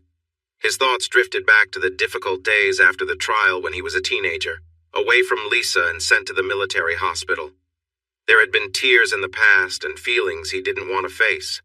The journey to become who he was now had been tough and painful, something he preferred not to think about. The waitress brought their plates and pulled him from his thoughts. He thanked her in Spanish and praised her and the restaurant staff for their quick service. The young woman smiled brightly and thanked him back before heading to the kitchen. "I think you enjoy that a lot," Sam said with a knowing smile. "It's true," he admitted. Hal then showed her how to eat her quesadillas. After her first bite, she smiled widely. "Oh my God, this is my new favorite meal," she said excitedly. Hal chuckled and enjoyed his meal. It was delicious, and he nodded in approval. They didn't spend time chatting when there was such good food to enjoy. Once they finished their main course, they ordered dessert. Sam chose coconut cream pie while Hal went for apple pie with ice cream. They both leaned back, feeling full, and agreed they had eaten too much. But they were happy. Hal relished the first true feelings of happiness he could remember. He felt relaxed, and Sam was delightful company. She enjoyed being with him, and there were no pressures or judgments. This peaceful moment felt precious and wonderful. He wondered why he had never felt this way with Lisa. Yes, she excited him, but soon he felt unworthy and anxious, and the pressure would build until he exploded in anger. Lisa would then have control over him. Now he feared his happiness might burst like a soap bubble. His worry over this new realization threatened to ruin his contentment. He tried to hide his feelings, but Sam noticed the change in his expression and looked at him with concern. He paid the bill and left a generous tip. They wandered into the gift shop and browsed the souvenirs. On a whim, Hal picked up a CD of classic music from the time of Route 66. Sam held up a dark blue T-shirt with a big route emblem on the front. He thought it would look great on her.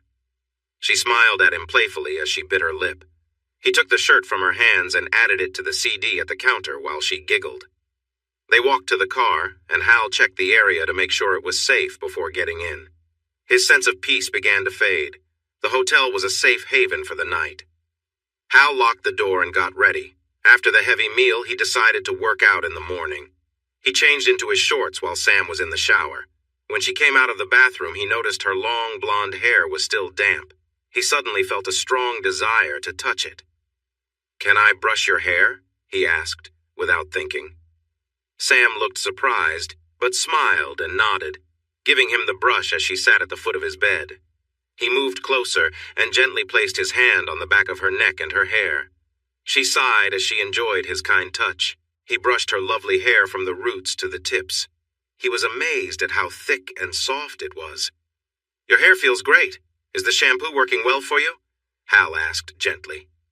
Feeling a warm flutter inside, she simply nodded. Once he finished brushing out the tangles, he admired how shiny her hair was. "Can I braid it for you?" he asked. She wanted to keep feeling his hands in her hair.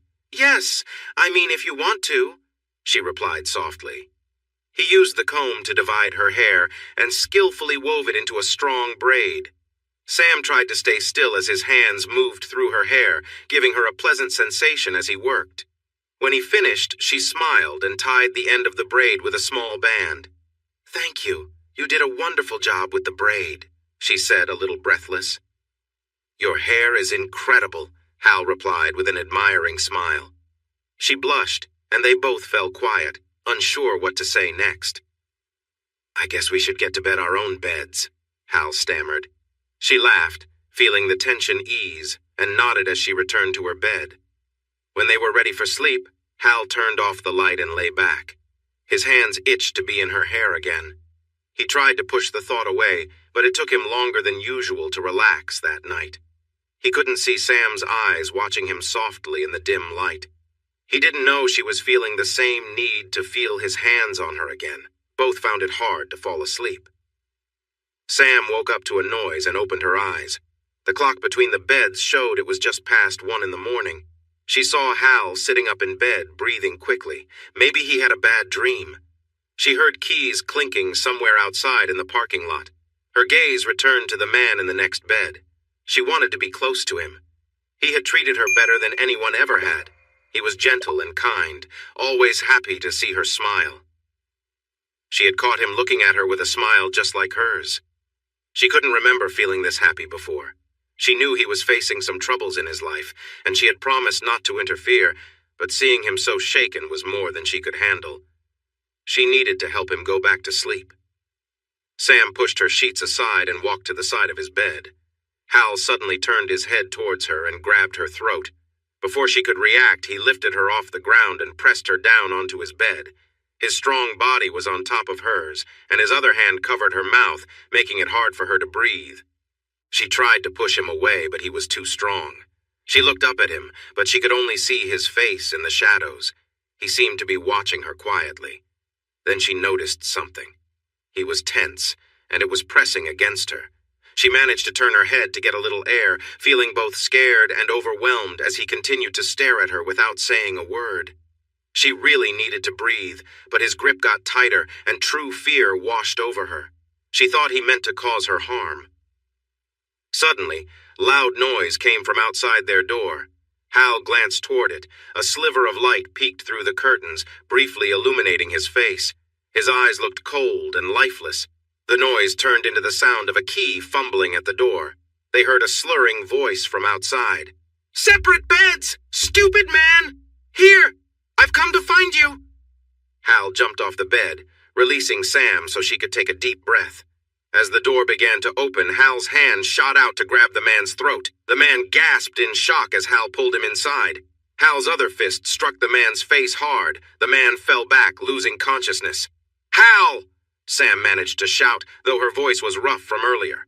Hal's second punch stopped just before it hit, and he swayed, letting go of the hotel clerk's neck. "Sam?"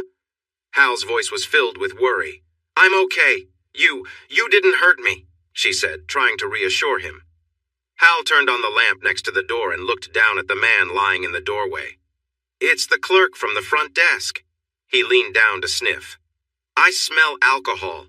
Suddenly, red and blue lights shone through the doorway as a police car parked outside. The sheriff stepped out, put on his hat, and walked over to see the clerk. "So, what happened here?" the sheriff asked, looking at the marks on Hal's body. "The clerk tried to break in. I stopped him," Hal said sharply. He flinched when Sam lightly touched his arm. She had wrapped a sheet around herself and was standing next to him. "I heard this man say he was coming to see me." "He used rougher words," Sam explained to the sheriff. "So your partner got jealous and fought him?" the officer asked, noticing a mark on Sam's neck from Hal's grip.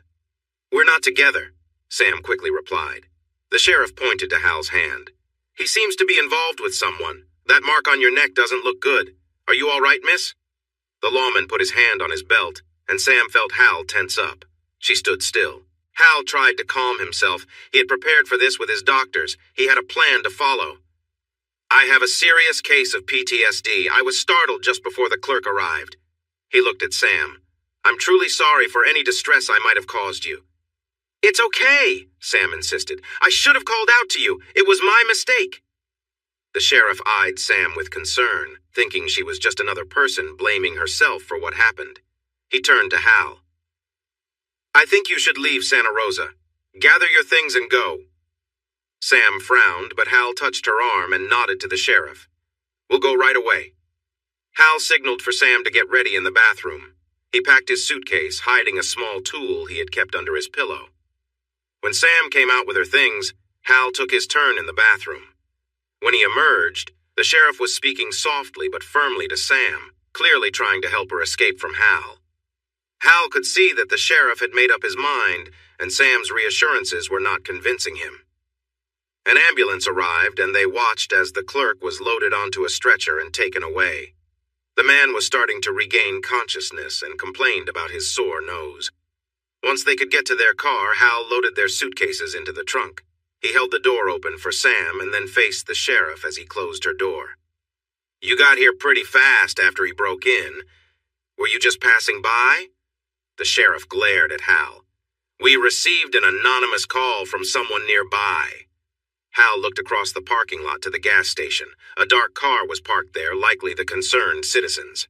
He nodded, walked to his door, and got in. Sam watched him nervously. He waited for the sheriff to return to his vehicle, then drove out of the parking lot. The sheriff followed closely behind, likely to ensure they left town.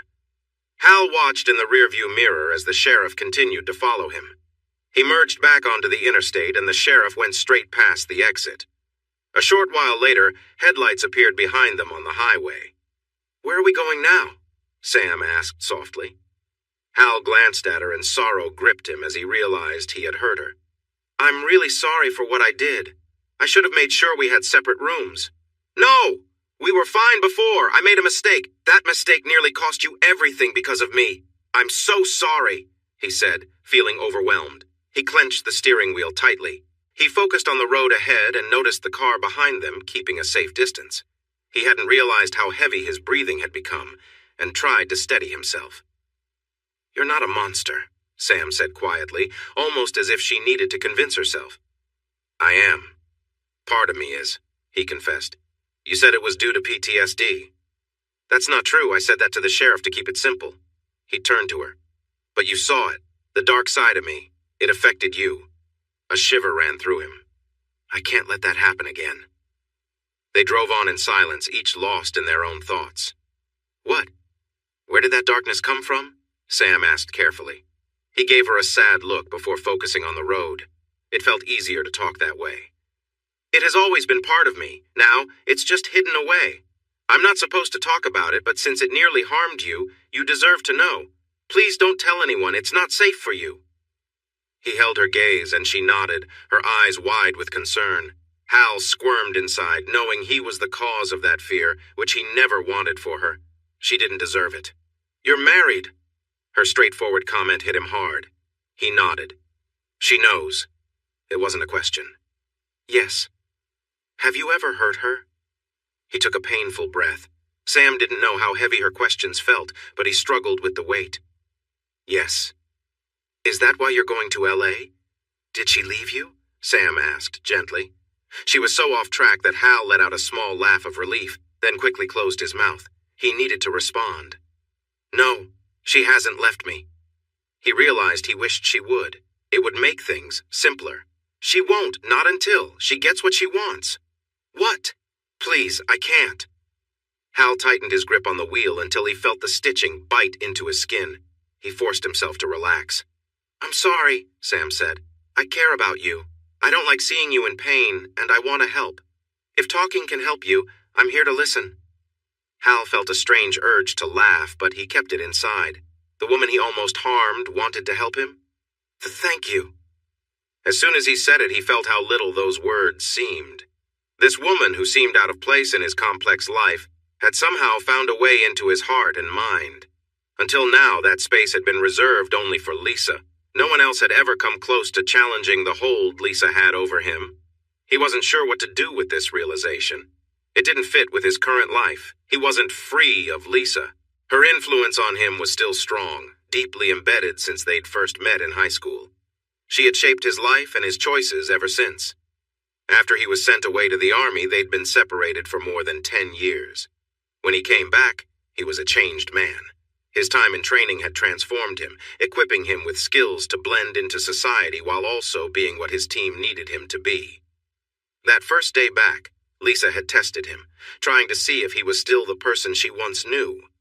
He remembered every detail about her and gave her the reassurance she wanted. When she still hinted at pushing him away, he felt the tension rise, and a part of him he tried to control slipped through. That day, she had smiled at him with satisfaction, her look anchoring him to her once more. His handler had once warned that Lisa might become a problem if she interfered with his performance. Hal managed to convince him otherwise, showing that he could still achieve his objectives with skill and precision. His success rate proved that he could handle his assignments effectively, and his handler reluctantly allowed him to marry Lisa. Their early years of marriage were peaceful. He managed to keep her content and balanced without letting his darker side show. However, there were times when things became strained. During those rough patches, Lisa had a way of drawing out intense reactions in him. She'd go out, flirt, and test boundaries, as if seeking to provoke him. Her goal seemed to be to stir his jealousy, to see how far she could push him. He tried to remain calm in those situations, to talk through them, but it rarely worked. Her approach to provoking strangers often led to tense confrontations. His frustration would build, and sometimes it would break through. He had come close to losing control more than once, the intensity of these confrontations leaving a mark on both him and his memories.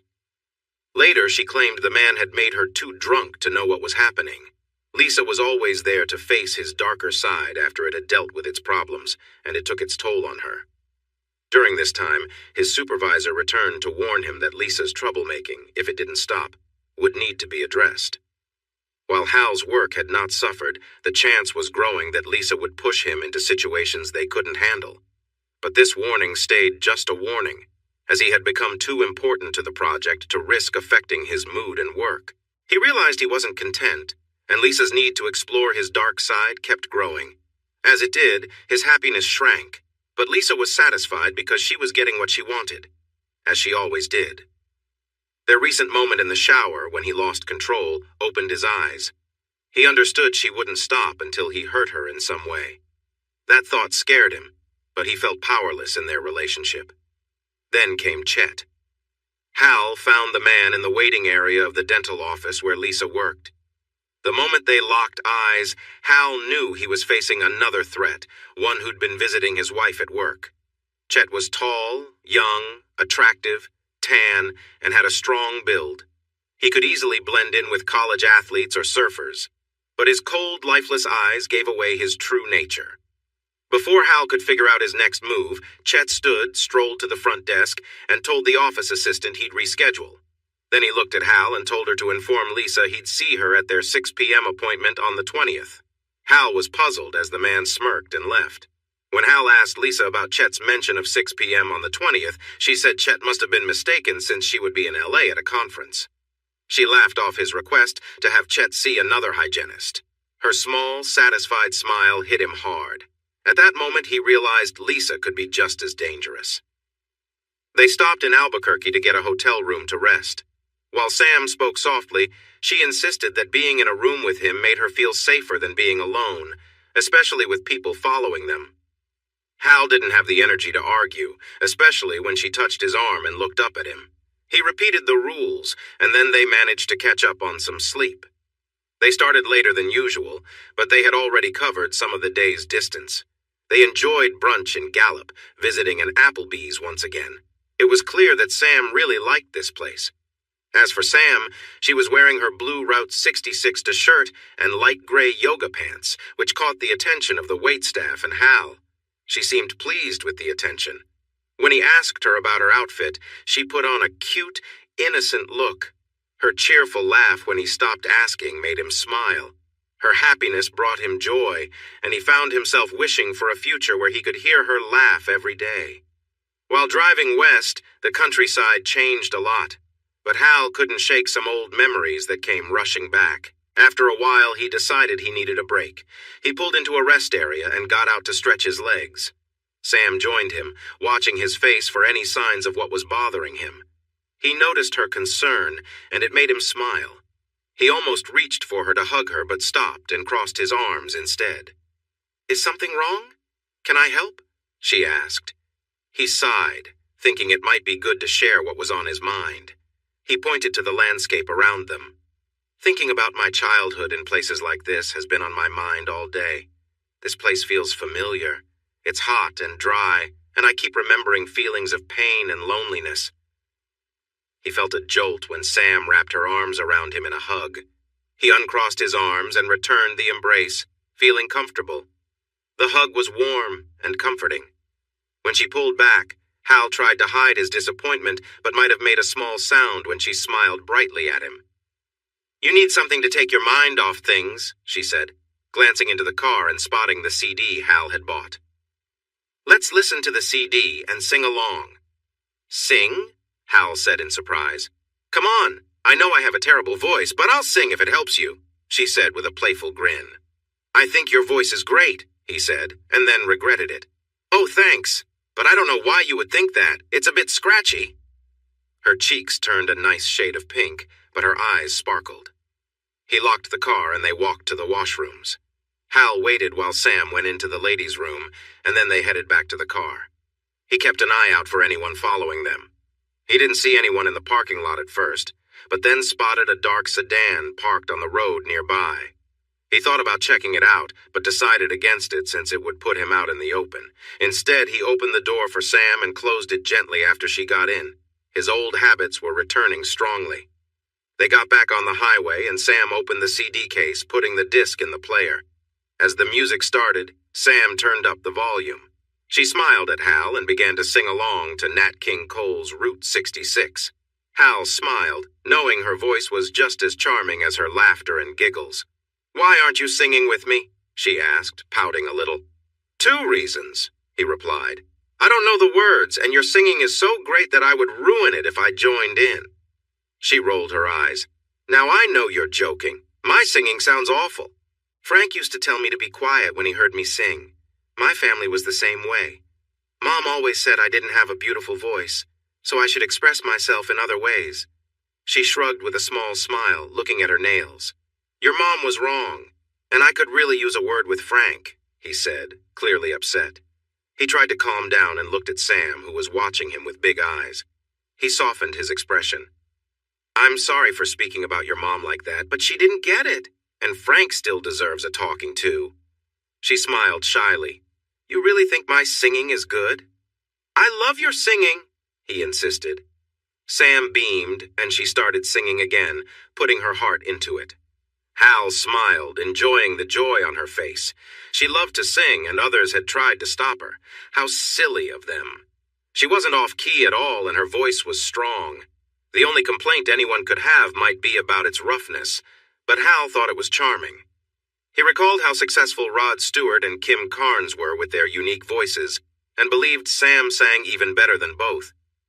They drove on toward Flagstaff, with Sam singing joyfully, and Hal feeling less weighed down by memories of a tough childhood. Sam was thrilled as they entered the parking lot of their hotel near the highway junction in Flagstaff. They had played all the songs on the CD and were searching for radio stations throughout the empty landscape. "There's a supercenter close by. We can walk over and get some more CDs for the next part of our trip," Hal suggested, and she nodded eagerly. "There's also an Olive Garden nearby."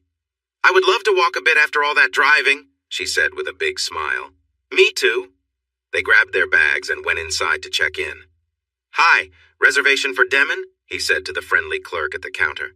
She looked up his name. "Yes, I have you here for one night, a single king-sized bed." "No, sorry, I need 2 beds." "We need 2 beds," he said, stumbling over his words. The young woman looked at both of them, then back at her computer. "Let me see if I can find another room for you. We're quite busy tonight. I have one room facing the courtyard with a balcony available." "We'll take it," Hal said, feeling relieved. They completed the reservation, and soon they had key cards and were going up to their second-floor room.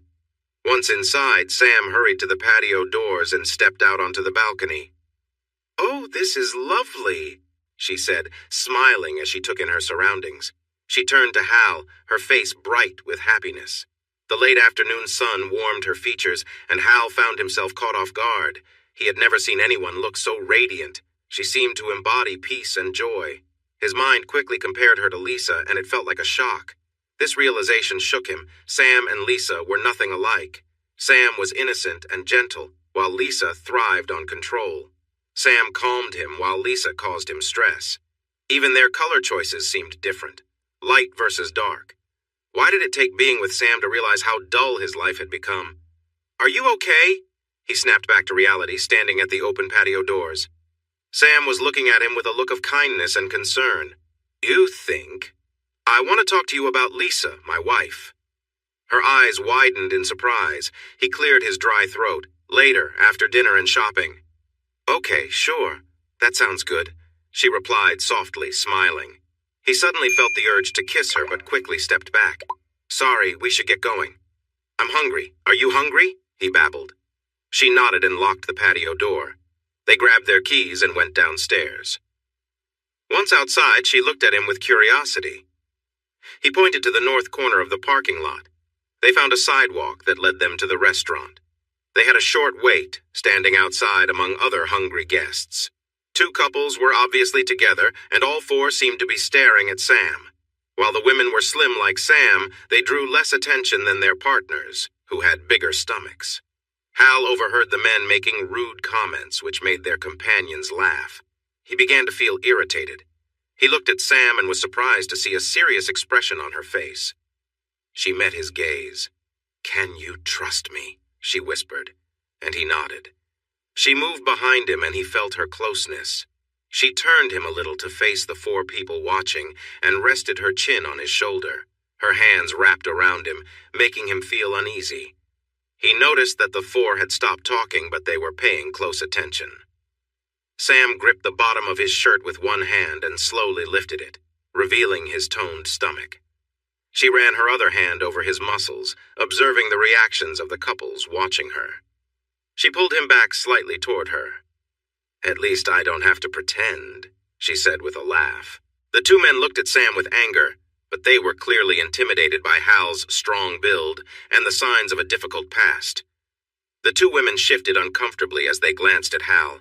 When their eyes met his, they stepped back behind their partners, looking uneasy. Deciding they would go somewhere else, the four left for the parking lot. Sam let go of his shirt and took a small step back, though she still leaned against him. She rested her forehead on the back of Hal's neck, and her hands settled on his shoulders. Hal felt her shivering. "Hey, I've never heard you speak like that before. Are you okay?" She took a deep breath. "No, that was tougher than I thought." He let her gather herself. "Well, what you said really hit hard. Not my words." He turned slightly but couldn't see her. "It sounded like you were talking." She chuckled softly, and he felt her breath on his neck. "The words were from someone else, a lady I used to work with. She was fiery and knew how to stand her ground." "She sounds interesting." She was... Her voice was quieter then, and Hal sensed her sadness. "Frank." Sam rested her cheek on his shoulder, her sadness rising. She wrapped her arms around him again, seeking comfort. She smiled slightly when he placed his hands over hers. She must have had a rough time with him. He hurt her. After that, she just vanished. Hal had heard enough. Frank wouldn't get away with it. Hal had ways of dealing with people like him. He would find a way to make sure Frank didn't trouble anyone again. "Demon?" a voice called. Hal sighed, and Sam laughed lightly as she released him. He turned and raised a hand to show they were approaching. "Oh!" Sam exclaimed in surprise. He glanced at her and noticed her face was quite pink. She was looking down at the front of his pants. Quickly, he put his hands in front of himself. Sorry about that. It's from earlier when you were touching my stomach, not from just now." He felt his own face heat up as he stumbled over his words. She smiled playfully. "It's nice to know I can still make an impression on someone." He waved her ahead into the restaurant, partly to hide his embarrassment behind her and partly to admire her in those snug yoga pants. Of course, this didn't help him with the first issue. He realized he might need to get some jeans that were thicker to keep things under control. Once seated, Sam couldn't hide the grin on her face. "What?" Hal finally asked. "Sorry, I'm just feeling so good about myself. I can't remember the last time I felt this way. This might be the best day of my life." Hal froze at her words. For him, the day began with much darker thoughts. His surprise must have shown as she waved a hand to clarify. "I mean, since we woke up in that hotel in Albuquerque," she explained. "Ah," he replied, nodding. He ordered soup, salad, and breadsticks since it was enough for him, and he wasn't very hungry. Sam decided on lasagna. "I wonder if we'll run into more of Frank's friends here," Hal speculated, glancing around at the other diners. But when he looked back at Sam, her expression was one of real concern. "Hey, I was just joking. There's nothing to worry about. I can handle anything Frank throws at us. Unless he has a trained bear. Then we might be in trouble." Sam snorted at his bad joke, finding it funny despite herself. But then her face turned serious. I am worried about people following us." He nodded in agreement. "They might work for my employers, just keeping an eye on me. Given how quickly I noticed them and how poorly they've been hiding, it seems more likely they are connected to the people we dealt with back in Columbus." "Connected to Frank?" He looked at her, nodding again. "Yeah, it's possible, but they haven't made any moves, and they know that we see them. If they do anything, it won't end well for them. They must know that too. They are probably tracking us for Frank or someone tied to him." He paused, thinking about what it took to get Sam back safely. He studied her closely, noticing her eyes widen. "What's wrong?" she asked. "Why are they still after you after all this time? Do you have something they want? What's in that backpack?" She looked defensive. "Just some personal things. A small family photo album. Some keepsakes from my childhood that I hold on to are my address book and my favorite books." He frowned. None of that sounds like it would matter to someone like Frank. I mean, aside from his tendency to be mean. Their food arrived, and they continued discussing what the men might want from her. She told Hal that she didn't know anything about Frank's business. She was never around when he had meetings or talked about work on the phone. He would usually tell her to go away. After finishing their dinner, they decided to take a walk. The evening was nice, but it was getting cooler, and Sam's shirt wasn't warm enough, so they would get her a sweater. They crossed the street and headed to Walmart. Hal grabbed a shopping cart, and Sam smiled back at him as they walked in. He took her to the entertainment section, where they picked out some CDs with songs she liked to sing. This made her really happy, which in turn made him happy. He also picked up a pack of 3 black shirts and teased her with a fake glare. "You keep making my shirts a mess." Sam started to giggle, creating a joyful sound that made him smile.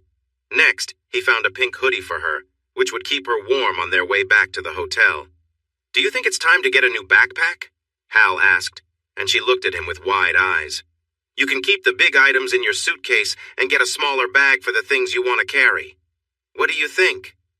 Sam nodded slowly. "Let's take a look and see what they have," he suggested, and she seemed more relaxed. It took a bit of time to find the accessories section, but they had a good variety of bags. Some were backpacks, which seemed to be her favorite style. She spotted a nice black leather bag with gold zippers and buckles.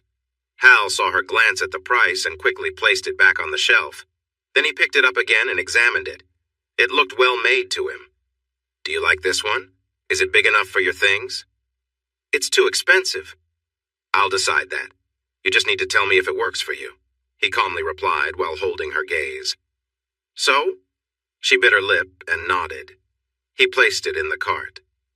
As they walked toward the checkout, Sam linked her arm through his. "Thank you for being so kind to me. Better than anyone else has ever been," she said softly. "You don't need to thank me. You're worth it. You've helped me a lot, too," he replied. "And the CDs are a gift for me so I can enjoy your singing tomorrow." She smiled at him, and he felt lost in her happiness. He felt the urge to kiss her again, but turned his face away to find the nearest cashier. He pushed the cart into the line, and a few minutes later they were all set to leave. He had the cashier take off the tags from the sweater, so Sam put it on and zipped it up. He thought she looked lovely in it, very huggable. He tried to push that thought away. Next she put on the purse, and he nodded with approval. "That looks really nice." Sam was bouncing on her toes with excitement. Hal noticed that this made her look even more cheerful, and it caught everyone's attention. He took her arm and led her out of the store. They strolled arm in arm across the parking lot and laughed as they crossed the street to the hotel. It wasn't long before they arrived at their room. Sam set her new purse on the bed next to her backpack, while Hal filled 2 glasses with water. They went outside to sit on the balcony. She smiled at him, and he couldn't help but smile back. They relaxed and enjoyed the quiet together for a while until Hal felt ready to talk. He was grateful she hadn't pushed him to start the conversation. He needed to figure out what to say, what was safe for her to hear. She couldn't know about his job or what he did. That wasn't important. What mattered was the troubled side of him that he was battling, and Lisa's desire to understand it better.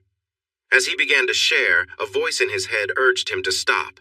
He knew that telling Sam these secrets might send her away, but wouldn't that be best for her? Breakfast was quiet the next morning. Sam was still thinking about what he had revealed the night before. Finding out she was staying with a man who struggled with controlling a dark side was hard to take. Even worse, she had felt that dark side for herself. She knew for sure that it was real. Hal gave her space that morning. While he thought it might be better for her to keep a distance, he realized she didn't have many choices left. She had to keep moving forward with him. The idea that she was with him out of necessity and not desire made him feel awful. His sadness must have been visible because, as they finished their meals, he felt her soft hand cover his on the table.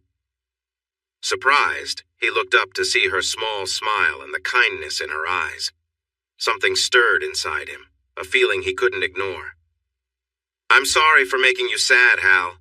You've been so kind to me since that diner back in Rochester, and here I am judging you." "No, you have to. You've seen my other side, and that means I'm not always safe to be around. You have to protect yourself," he said with urgency. "But you look so unhappy," she replied. He turned his hand over to hold hers and gently rubbed the back of it with his thumb. He kept his gaze on their hands, trying to find the right words. "For the first time in my life, I am truly happy, free from the worry and fear that surrounded me during my marriage. It's sad that I scared you away, but I get it. I know I don't deserve this, and you should keep your distance because you're a kind person. The truth is, I'm not," Sam protested softly as she held his hand tighter. "You are a good person. You just have some struggles inside you. I see now that you can't just get rid of it, but at least you have found a way to keep it calm." She sighed. "I can't say I'll ever feel completely at ease around it. It's like having something dangerous in the house. But I lived with Frank for almost 12 years. He was much worse, as I never knew if he would be loving or suddenly angry. You are far more steady than he ever was, and you follow fewer rules." She looked at him with hope. "I'd like to stay by your side a little longer if I could." Hal felt a wave of relief wash over him, and he breathed out a sigh he didn't know he was holding. He automatically lifted her hand and gently kissed her knuckles. Then he realized what he had done and pulled back. His eyes widened in surprise as he looked at her to check how she felt. Her cheeks were a lovely shade of pink, and her eyes sparkled with joy. "I'm so sorry. I have no idea why I did that," Hal stammered.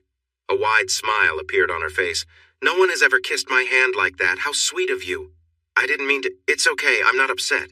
In fact, I'm flattered," she said, which made him smile shyly. "Can I have my hand back?" she asked with a playful smile. "Of course," he exclaimed, quickly letting her fingers go and leaning back in his chair. She laughed and leaned back too. "Are we going to L.A. today?" "No, I have one more night to go before L.A. We'll be stopping in Las Vegas tonight." Sam's face lit up with excitement.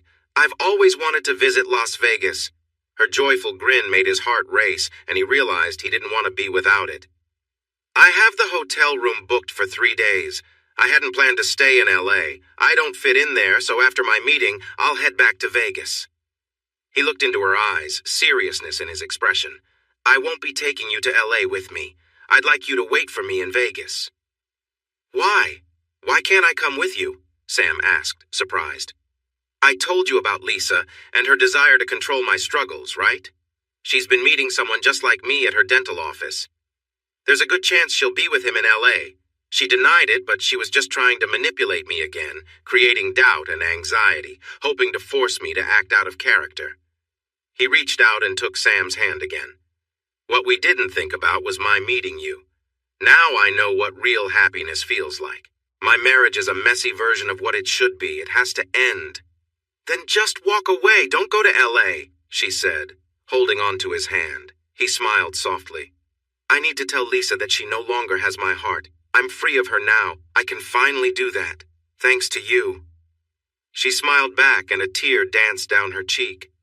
But worry came to her face. "You said this man is like you. Will it be safe to face them together?" "That's just it.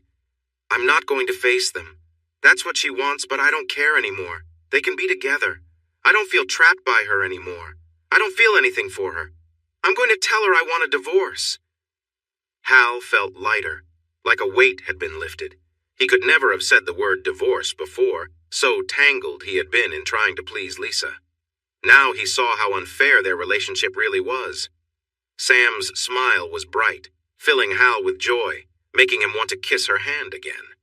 That made her giggle, and the sound filled him with happiness, confirming his new direction.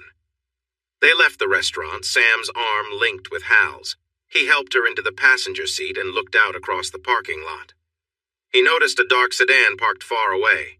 His mind told him to grab his suitcase and take care of the people behind them, but it was too public, and they would see him. So he got in the car, buckled his seatbelt, and drove them back on the road. Soon they were on Interstate 40 heading for Kingman. Sam smiled at him as she picked CDs from her new purse. He smiled back, and the trip to Kingman was filled with music. Hal made stops for breaks or to stretch his legs, and each time he checked if they were being followed, driving into alleys and turning around. But he couldn't lose them, which meant they must have put a tracker on his car. That was quite advanced for people like them. It made him wonder if they had a connection to his past, but they were so obvious it still felt uncertain. He remembered the handprint on the trunk. Maybe it was hidden under the car at the back. He would make a call when they reached Kingman. Sam stayed quiet during these moments, accepting he needed to check for good reasons, and he was thankful for her understanding. When they left the highway in Kingman, Hal stopped for gas, and Sam used the restroom. He looked around and saw something useful. After paying for the gas, he took out his phone and dialed a number. Report. I have someone following me. Is it official? There was a pause. No. Do you need help? No, it's fine. I have another question. Chet Barley. Is he someone I should worry about? Hal had researched that name.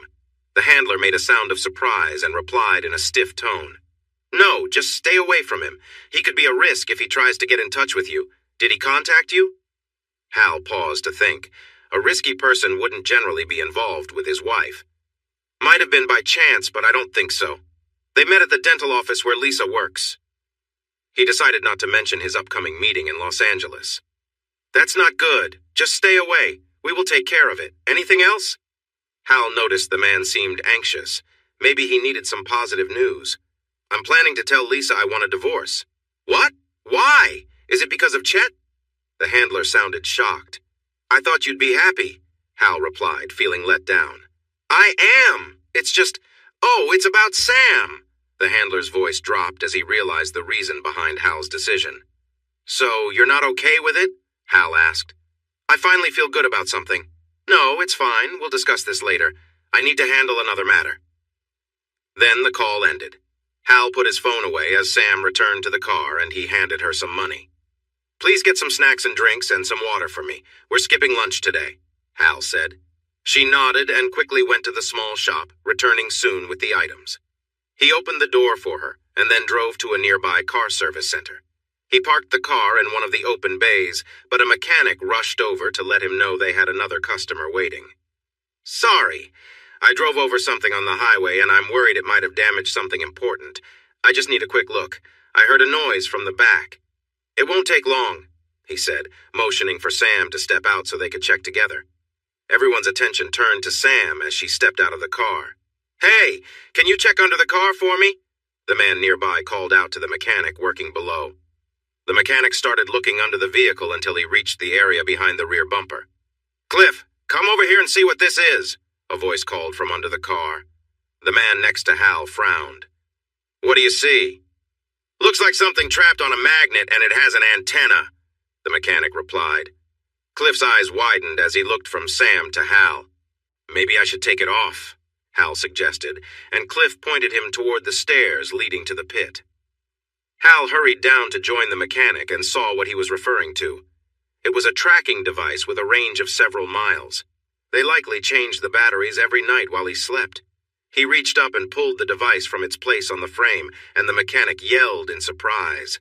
Hal just looked at the scared man. What was that, man? That could have been dangerous, the younger man shouted. Hal shook his head with a frown and went back upstairs to see Sam watching him with wide, worried eyes. He smiled at her and she smiled back, trusting him right away. Looks like nothing was broken, thanks. He nodded to Sam, who picked up her things and got back in the car. Hal slipped a 20 to Cliff and got in to drive the vehicle out of the bay as the mechanic stared at them in confusion. Hal knew someone was following them, so he drove around the back of the shopping center in the delivery lane and sped up quickly. Sam gasped in surprise as he abruptly slowed down when they reached the other end. He turned right to follow the lane beside the building as fast as he could and rushed through the parking lot to exit south onto the main road that led back to the highway. Speeding up again, he caught up to a line of cars heading for the highway entrance. The light ahead turned green, and the traffic began to move. Pulling up next to a truck carrying a bulldozer, Hal lowered Sam's window and tossed a device out, watching it bounce across the flatbed until it latched onto the side of the truck. He quickly moved into the left turn lane and drove away from the truck, which continued up the ramp. Hal checked the road and his mirrors for signs of the dark car behind them. He knew his trick wouldn't work for long, but they were at the interchange where he could go west toward Los Angeles or north toward Las Vegas. They wouldn't know which way he would choose. Instead of either, Hal drove north through Kingman on Highway 20, heading into the desert. "Is this the road to Las Vegas?" Sam asked. He smiled. "The scenic route. More time to hear you sing." Sam grinned happily and looked through her music for the next track. The miles flew by, even though he had taken a longer route. By mid-afternoon, they reached Hoover Dam, and Sam was amazed by how big it was. They decided not to take the tour because Sam was eager to get to Vegas. Hal kept an eye out for the dark car, but it seemed his plan had worked. Another sign of how poorly they were doing their job. Sam was almost bouncing with excitement as they saw the city come into view. Hal drove past the big hotels so she could see them, planning to take her for a closer look later. As he headed back to their hotel, Sam turned to him with a big smile. "This place is amazing." He thought her bright smile was far more beautiful than anything the city could offer. The Enchant Resort was one of the newer hotels, and Hal found a good price for a room. He hadn't realized there was a big event happening at the nearby convention center. Some of the hotel's halls were being used for the overflow. Hal parked at the valet desk. He handed over the key and got a ticket. Then they took their luggage. "What's the event for? Is it something related to the entertainment industry?" Sam joked. He laughed and looked for any signs to see who was attending. Two tall, beautiful women, one blonde and one brunette in long flowing dresses, walked by and caught everyone's attention. Hal took Sam's arm and gently guided her to the side of the hallway. He pulled her into a warm hug, turning away from the two women. Sam was surprised at first, but quickly hugged him back. Hal enjoyed the comfort of the embrace, but kept an eye on the brunette until she walked into one of the convention halls. He let go of Sam and she looked into his eyes. "What was that for?" Sam asked cheerfully with a bright smile. Hal felt a little embarrassed. He didn't want to tell her it was to avoid being noticed by the brunette. It was better for Sam to not know the whole story. Still, he truly enjoyed the hug.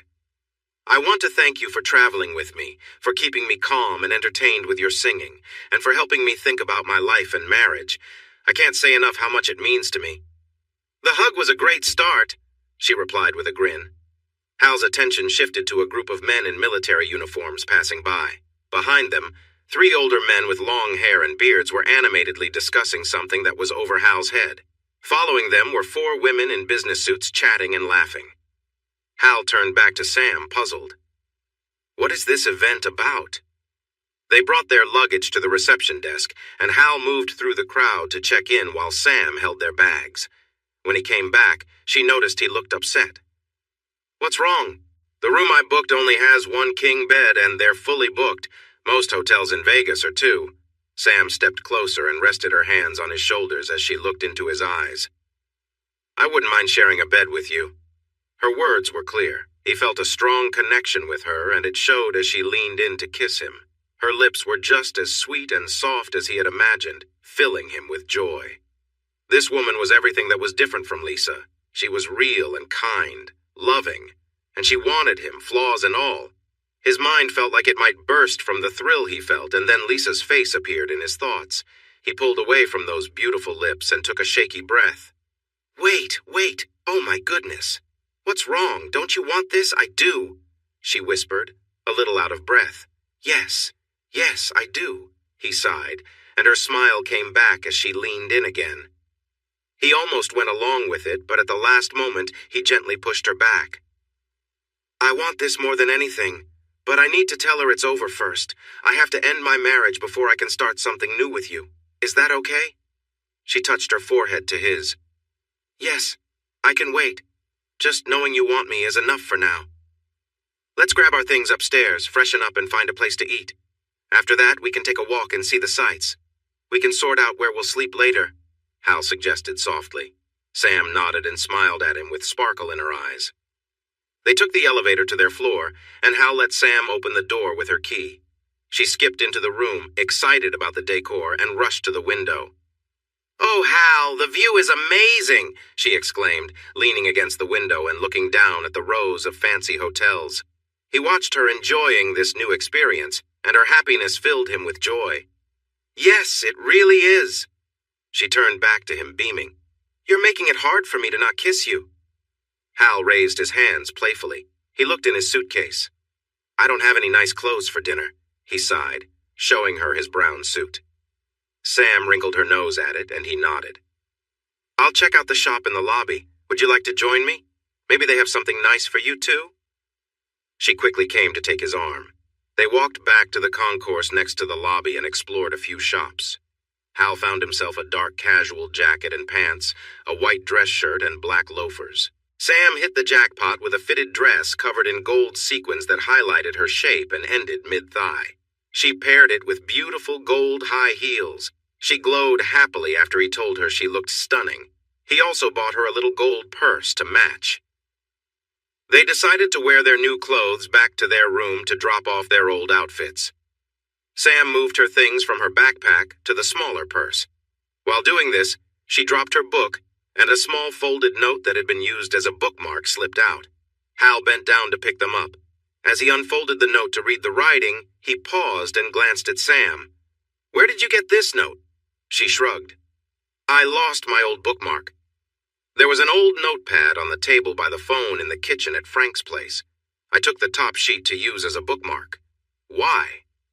He tucked the paper into his pocket and then made her a new bookmark using another piece of paper from the pad near the hotel room's telephone. "Does Frank have a good memory?" he asked her carefully. She scoffed as she looked at him. "No, he scribbles notes for himself and leaves them everywhere," she said, eyeing him with curiosity.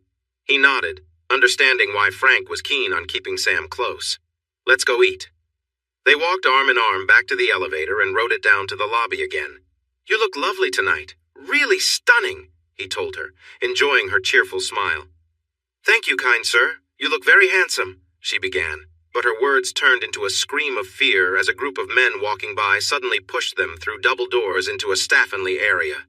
8 serious-looking men were trying to pull them away from the public. One covered Sam's mouth with his hand and lifted her against him, dragging her further down the hallway. Sam still managed to squeal in panic. Hal felt a surge of determination as the large men approached. A calm feeling washed over him, and he moved ahead of the group. He quickly broke 3 fingers of the first man who charged at him, weakening the man's grip. Then he shoved his thumb into the eye of the second attacker. The man yelled out, releasing Hal's jacket. With his left hand, Hal landed a solid punch on the first man's lower body. The man collapsed, unable to stay standing. Hal stepped back to block their way as more attackers leapt over their fallen friends. These men had knives, but the nearest one rushed forward with his arm outstretched. Instead of moving back, Hal moved forward, spinning to let the knife just miss him, slicing through his jacket.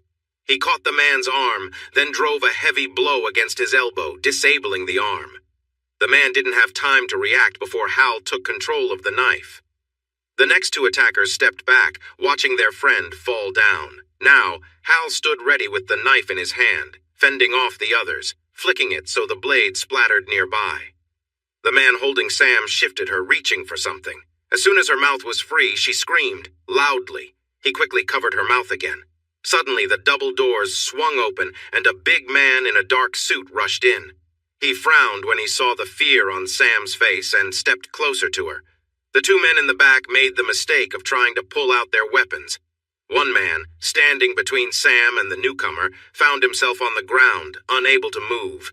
He had not seen the punch coming. The second man staggered back when a knife thrown from the doorway hit his shoulder. He dropped to one knee, his arm limp before the big man's strong fist knocked him out too.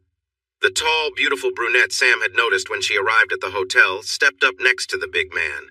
She held a knife in each hand and smiled confidently. Sam was amazed by how both beautiful and fierce she looked. As her mouth was uncovered again, Sam felt the man behind her reaching into his jacket. He was going for a weapon. She tried to glance at Hal, but her captor kept her blocked from the others. Sam heard a sudden sound from behind her. Her captor froze, trembled, and then collapsed to the floor. Startled, Sam looked back and saw that the man who had grabbed her was gone, a knife sticking out of the side of his head. She turned to Hal in shock as he prepared to confront the last two men. You should be dead!" the tall brunette shouted at Hal, yet his attention remained on the two men in front of him.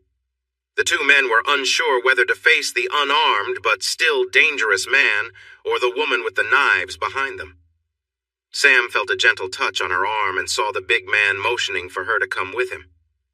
"I need Hal," Sam said softly. He glanced at Hal. "I don't think he's in any trouble now." He then looked at the tall brunette.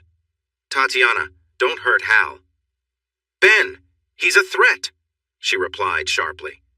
The big man glared at her. "And you weren't?" Just then, the blonde friend appeared in the doorway, knives in her hands too. "Ben, can't you avoid trouble for a moment?" She stood next to the brunette and quickly sized up the two unsure men. Sam looked at Ben, then at the two women who were ready to protect them. Her gaze returned to Ben, noticing the scars on his face.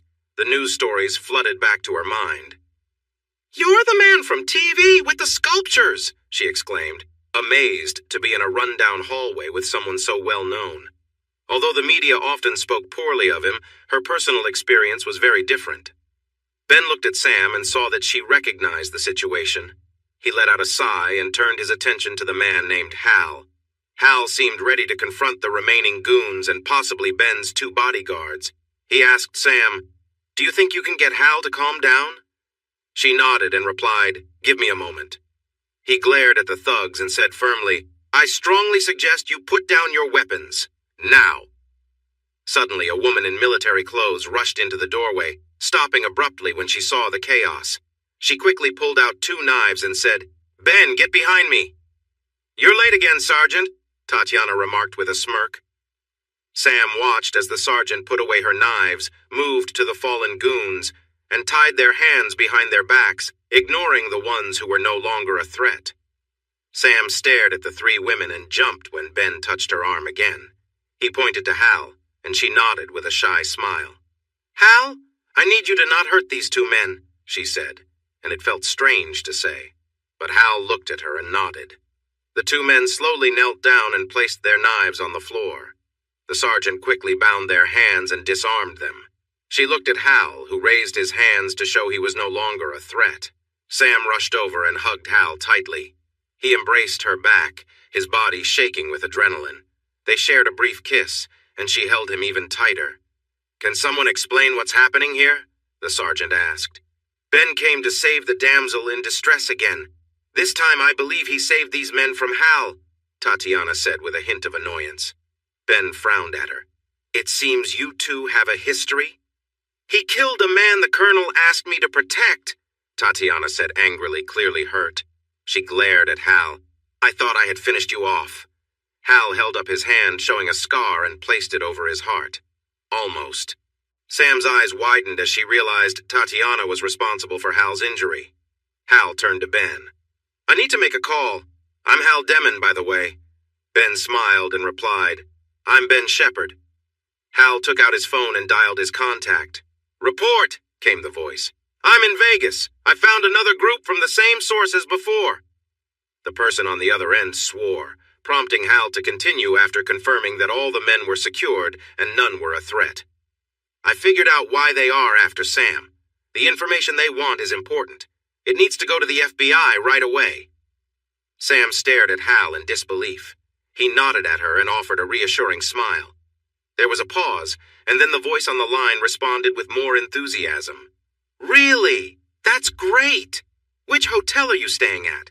I will have someone from the agency pick up the information." "The Enchant Resort. They need to act fast since this information is urgent," Hal said. "Got it. What do you need right away?" Hal glanced at the situation around him. 2 people were gone, and he felt a strange satisfaction about that. I need help with the police. No, we will take care of this, the sergeant replied. Who is that? Carl asked. Put her on the phone. Hal raised his eyebrows and handed his phone to the woman. She had a brief conversation with Carl, then returned the phone, looking at Hal carefully. He frowned at her and put the phone to his ear. It's me. They'll handle the cleanup. I will send the FBI for the details right away. The call ended, so Hal put his phone back in his pocket and turned to Ben. Thank you for your help. Those guys didn't look like federal agents or police. Who were they? Ben asked. Hal signaled for Sam to join him again, and she quickly came to his side.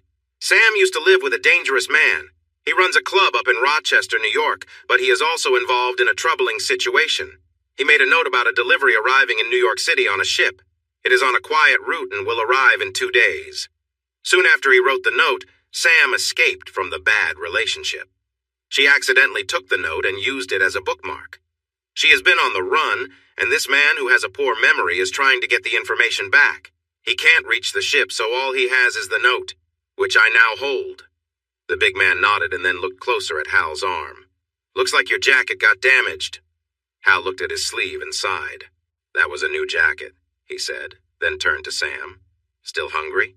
She smiled shyly and nodded. Hal turned to Ben. Can I treat you and your friends to dinner? He glanced at Tatiana. As long as you promise not to try to hurt me again. She made a sound, but got a serious look from Ben and finally agreed with a nod. Ben smiled back. We have a reservation, but we would love your company if you want to join us. Hal noticed the sergeant was trying to get Ben's attention.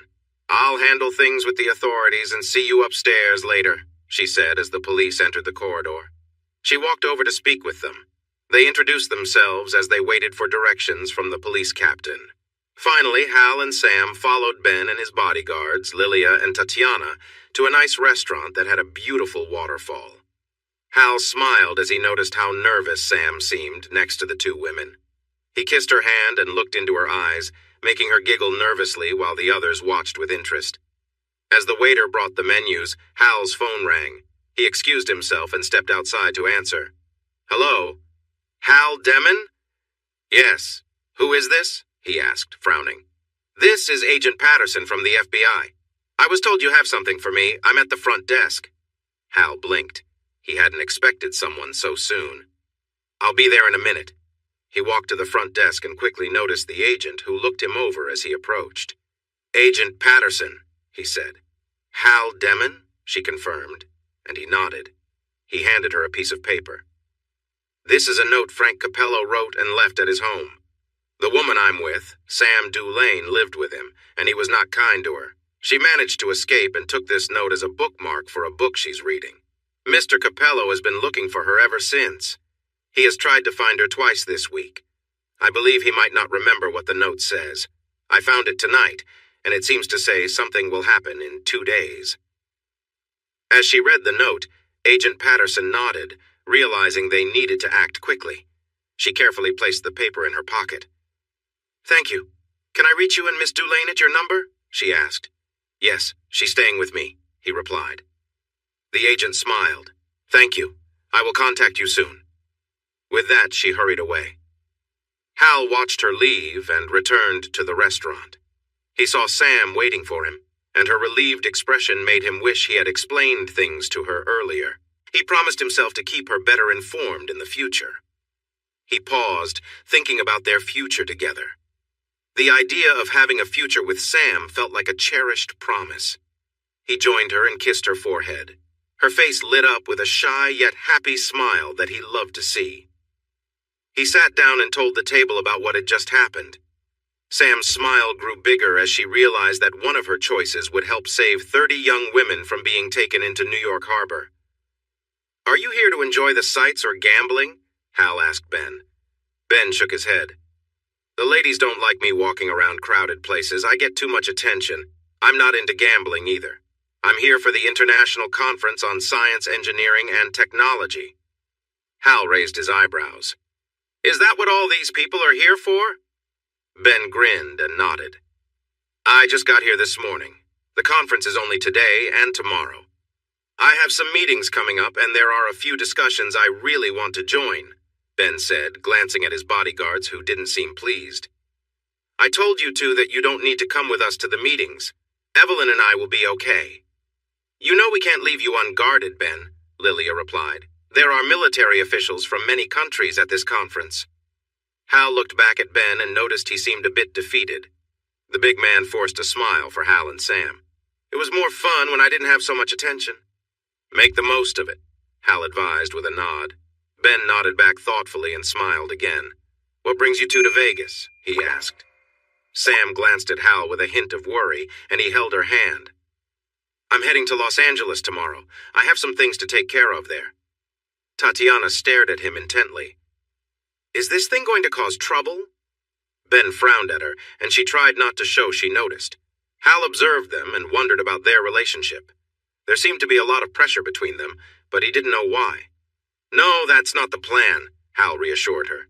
Tatiana nodded, briefly looking at Ben before looking away, accepting his answer. What about you, Sam? Ben asked. Sam seemed a bit nervous being around everyone. Her gaze shifted from Hal to Ben. Oh, I'm staying. I'll wait here for Hal. The hotel has a pool, so I might go there, maybe. She smiled at everyone, and Hal felt her grip on his hand tighten. He gently squeezed her hand back, and she smiled at him, grateful for his support. Ben looked at Hal. Is Sam going to have any trouble with those people?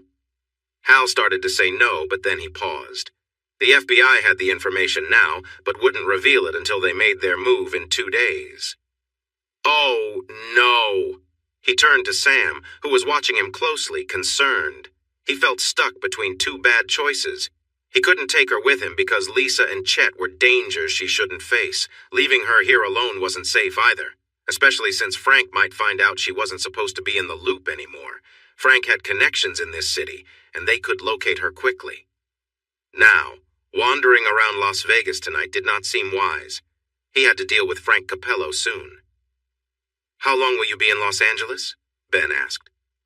I won't be back until after midnight tomorrow, Hal replied carefully. Ben exchanged looks with Lilia and Tatiana before looking back at Hal. Sam can come with us. She would be safe there. Hal watched the two women as they considered his options, then turned to Sam. Is that all right with you? I'd prefer to be with you, she started. It's too risky. So you were not honest? Tatiana said, suddenly upset. Enough, Ben warned the woman whose eyes darted to him. Hal was taken aback by the mix of emotions on her face. Frustration, confusion, and fear all played out clearly. Usually he found it hard to read people's feelings, but Sam was an exception. Tatiana was skilled in hiding her true self, but when she was with Ben, her mask slipped, showing her real emotions just like Sam did. Hal noted this and turned back to Sam's worries. He took a deep breath and held Sam's hands in his. My wife will be there. I don't know how she will react when I tell her I'm leaving, but I'm sure it won't be good for you and she might become aggressive. She doesn't handle losing well. More concerning is Chet Barley. He's having an affair with Lisa, and I suspect he's using her to get to me. I've heard he's gone off track. Ben listened, clearly worried. How are you getting to Los Angeles? Hal looked at him. I'm driving. I don't like to fly. Being in a packed plane with strangers isn't for me. I was going to offer you a jet service I use. You'd fly alone, and it would shorten the journey to just an hour, Ben suggested. Hal was surprised. I can't afford that. It's on me, Ben insisted. Hal raised his eyebrows in surprise. That's very kind of you. Why? Ben nodded towards Sam, who looked at Hal with concern. You need to be well rested for your trip. Please accept Ben's offer, she urged. Seeing the worry on her face made him uncomfortable. He turned to Ben. Thank you. I'll accept. Ben smiled in relief. When do you need to be in Los Angeles, and when will you come back? Arriving by noon would be best. I'll return here around 9? Ben nodded and spoke softly into his phone. After a moment, he turned back with a grin. All set. They will meet you at the charter counter. Sky Shepherd. You own the jet service? Hal asked, surprised. Ben shook his head. No, it's just a way to attract clients using my name. Dinner was served, and the talk shifted to lighter topics like travel, music, and Hal bragging about Sam's singing, which brought smiles and laughter from her. When Sam asked Ben about being famous, he admitted he found it difficult and mostly tried to ignore it. His passion was engineering, and he enjoyed solving puzzles. They changed the topic away from Hal's real job. Just before dessert, another couple joined them. The man, Dan Bishop, was a former military member, and like Ben, he was very interested in engineering. He was also at the conference. His wife, Willow, was very beautiful, and Hal quickly noticed she was similar to Sam. She had probably faced unwanted attention throughout her life, too. He felt a thought creeping in and tried to push it away with a small frown. He noticed Dan watching him and gave a slight nod while holding Sam's hand. Dan was clearly protective of Willow, but he acknowledged Hal's gesture as a sign of friendship. After dinner, Ben convinced Evelyn to come down and join them. They didn't drink anything stronger than coffee, tea, or spring water, but they found a small bar where people could sing on stage like a karaoke show. After some encouragement, they got Sam to go up and sing for them. She started a bit nervously, but soon found her rhythm and ended with a powerful performance, bringing the audience to their feet. They kept her on stage for one more song, and when she returned to their table, she hugged Hal joyfully. "I think you found your talent," Ben told Sam with a big smile. "She loves to sing, and she's amazing," Hal said proudly, receiving a hug and a kiss on the cheek from her. As the hour grew late, they all parted ways with plans to meet for breakfast the next morning. Willow and Sam hugged, feeling a strong connection after their brief time together. Hal let Sam into their room, and she immediately went to the window to take in the view. "Thank you so much for bringing me here, Hal," she sighed while gazing at the lights below. "When I get home, I need to thank Eve for making me give you a ride to Erie," Hal chuckled. Sam turned to him, looking a little sad. "Can we not talk about going home? That place never made me feel as happy as this does." He nodded. "I'm sorry. I didn't think about that. You're right. Aside from that brief moment when we faced some trouble, being here has been really great." Sam laughed softly at his attempt to cheer her up. She stepped closer and put her hands on his shoulders, resting against him. He looked down, then raised an eyebrow at her, which made her laugh again. She pressed a little harder. "I want to show you how much I appreciate you keeping me safe from the bad guys," she said with a cute pout. "I want that too, but it has to wait until tomorrow night," he replied with a sigh. "Can I kiss you?" He leaned forward, and their lips met in a soft kiss. He lost himself in the moment. When she pulled back, she saw his dreamy expression and smiled happily, knowing he felt as good as she did. Hal felt a rush of pleasure, but knew he had to stop before it got too intense. He wanted to face Lisa tomorrow, hoping he hadn't crossed any major boundaries. He had kissed Sam, and those kisses were meaningful. But then, his thoughts turned to Lisa's past interactions with other men, and he felt a mix of jealousy and hurt. He knew Lisa seemed to push him, trying to provoke a reaction he struggled to control. Her need to have power over him felt overwhelming. He didn't want to feel that way anymore, but he also longed for some happiness in his life. Now that he had felt it, he wanted more. Gentle hands touched his face, and he was surprised to find wetness there. Was he crying? When he looked, he met Sam's kind eyes. "There you are. You seemed lost in thought. Were those sad thoughts?" she asked. He loved the feel of her hands on his face. "No, these are tears of happiness. Finally, I feel happy after so long." She made a soft sound, and then her lips were on his again. He kissed her gently, savoring the moment. When they pulled apart, he wrapped his arms around her. When he let her go, she smiled at him, her cheeks glowing. He led her to the bathroom, and they brushed their teeth together. After that, he changed into his shorts while she continued getting ready. He promised to help her with her hair in the morning. He glanced at the large bed in the room and noticed that the sofa could open up into a bed too. He tried it out and found it to be quite comfortable. As he started to put away his clothes, Sam came out of the bathroom. "Could you stay with me until I fall asleep?" she asked. Hal saw she was wearing his blackish shirt again. He glanced at his laundry and she smiled back at him. He let out a little laugh. She noticed the sofa bed was open and looked at him with hope. "Just for a little bit?" He smiled and nodded, making her face light up with happiness. She hurried to the bed and got under the covers. He lay on top while she cuddled up against his side, resting her arm on his chest. He felt a sense of calm wash over him as he ran his fingers through her hair, and she smiled contentedly. Feeling relaxed, he reached over to turn off the light, leaving a soft glow from the bathroom. He settled closer to her. This was contentment. Hal enjoyed it and wanted more moments like this. In the soft light from the next room, he saw Sam looking at him. She smiled, and warmth spread through his chest. He was amazed that her feelings were so clear to him. Normally, he missed small signs, but her emotions were easy to read. Her eyes sparkled with happiness just being near him. For the first time, he felt that he didn't have to prove anything for her to want him. She accepted him without judging the past he carried. She was snug against him, and he could sense her excitement. It felt right to lean closer and share a gentle kiss before resting. Their eyes met, and he saw hope in hers. When he kissed her softly, she responded with eagerness, and he felt their connection deepen. He kissed her back, feeling a desire to be close to her. Hal wanted to hold her tighter and found himself getting tangled in the blankets. After a moment, he jumped off the bed to straighten things out and then covered her with his body again. She wrapped her arms and legs around him, making a soft sound of contentment. They fit together perfectly, and both enjoyed the closeness. Sam's hands moved to his back, and she felt some scars there. She paused and looked into his eyes. "Does it hurt when I touch you?" she asked gently. Seeing her worry, he shook his head. Then he wondered if the scars bothered her. Instead of answering, she kissed him again and slid her hands playfully along his back. After a moment, she pulled back, surprised. "Oh my goodness, Hal!" Hal smiled as Sam's laughter filled the room. They enjoyed these moments of simple closeness, laughing and sharing warmth that was comforting and joyful.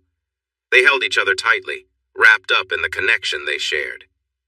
Hal looked at Sam and appreciated the joy she brought into his life, her laughter and energy lifting his spirits. They talked softly, sharing memories and stories, with Sam resting her head on his shoulder as they continued to relax together. The comfort between them felt natural, a calm yet powerful bond that required no words. In those quiet moments, Hal felt a sense of peace he hadn't known in a long time, and he knew Sam felt the same. As they lay close, their connection deepened, not through words, but through shared comfort and gentle embraces. Moments like these reminded Hal of the strength and trust that had grown between them, giving him a renewed sense of belonging. The evening passed in this calm, easy silence, both of them content, feeling more understood and connected than ever before. They drifted into sleep side by side as the night settled around them, peaceful and steady. It felt great for him, but Sam was starting to struggle to respond. Since she wasn't pushing him away, he picked up the pace and each moment felt even better. "Sam, you feel amazing!" he said between breaths. She seemed unable to speak and just held on to him tightly. He thought she was getting closer to something special, shaking slightly with each movement. He felt himself nearing his limit. She was holding him tighter, and he was moving faster. "Sam, I'm almost there. What about you?" "Now, do it," she called out, surprising him with her loudness. Her words gave him the push he needed, and he moved faster until everything around them seemed to fade away. "Oh, wow, Sam!" he exclaimed as he felt a wave of warmth pass through him. She pressed her lips to his neck and trembled quietly. They held each other, sharing their happiness and the closeness they felt. Hal had never felt anything so deeply before. When they finally calmed down, Hal softly kissed Sam's cheeks, her nose, and her forehead. She looked up at him with a blissful smile. "What was that for?" she asked softly. Hal struggled to find the right words to explain what he felt. It was something completely new to him. He just smiled and shook his head. She laughed lightly and let her legs slide off his hips and onto the bed. That sent shivers of joy through both of them. They exclaimed softly from the intensity. "No more, I'm done for tonight. That was too good," she pleaded gently. He chuckled softly, then carefully moved away from Sam, who took a sharp breath and relaxed. He shifted to the bed next to her, admiring her sweet face. To be honest, he noticed everything about her for a moment. Eventually, he heard her breathing slow down. He rose from the bed and tucked the sheets around her. Not ready to leave, he laid down beside her to watch her drift off to sleep. Now that he could think clearly, he felt guilty. He had crossed a line while still married. Could he really say he was better than his ex-wife? He thought about it for a while until he realized one key difference. It was important. He shared a deep bond with Sam, while his ex, Lisa, saw men only as tools for her own needs. They meant nothing to her, but then again, he meant nothing to her too. Hal sat in a cozy chair in the lobby of the hotel where Lisa was staying, just up the street from the Los Angeles Convention Center. It was a very comfortable spot, and he didn't feel like moving from it. He felt utterly exhausted. After arriving hours ago, he had checked the neighborhood, scouting any potential places where Chet might be hiding, but found no signs of him. He hadn't expected to see any, though. Next, he slipped into Lisa's room, inspecting it carefully for any clues that Chet had been there. There was nothing. Returning outside, he picked a spot to observe from.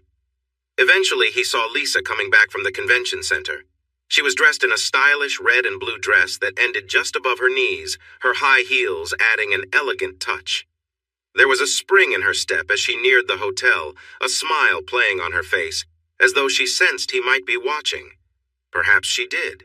After all, Chet had given him the exact time and date, and Lisa. His mind drifted back to the moment he'd first questioned her about Chet. She had even left a note about her hotel in plain view, almost as if she'd intended for him to find it.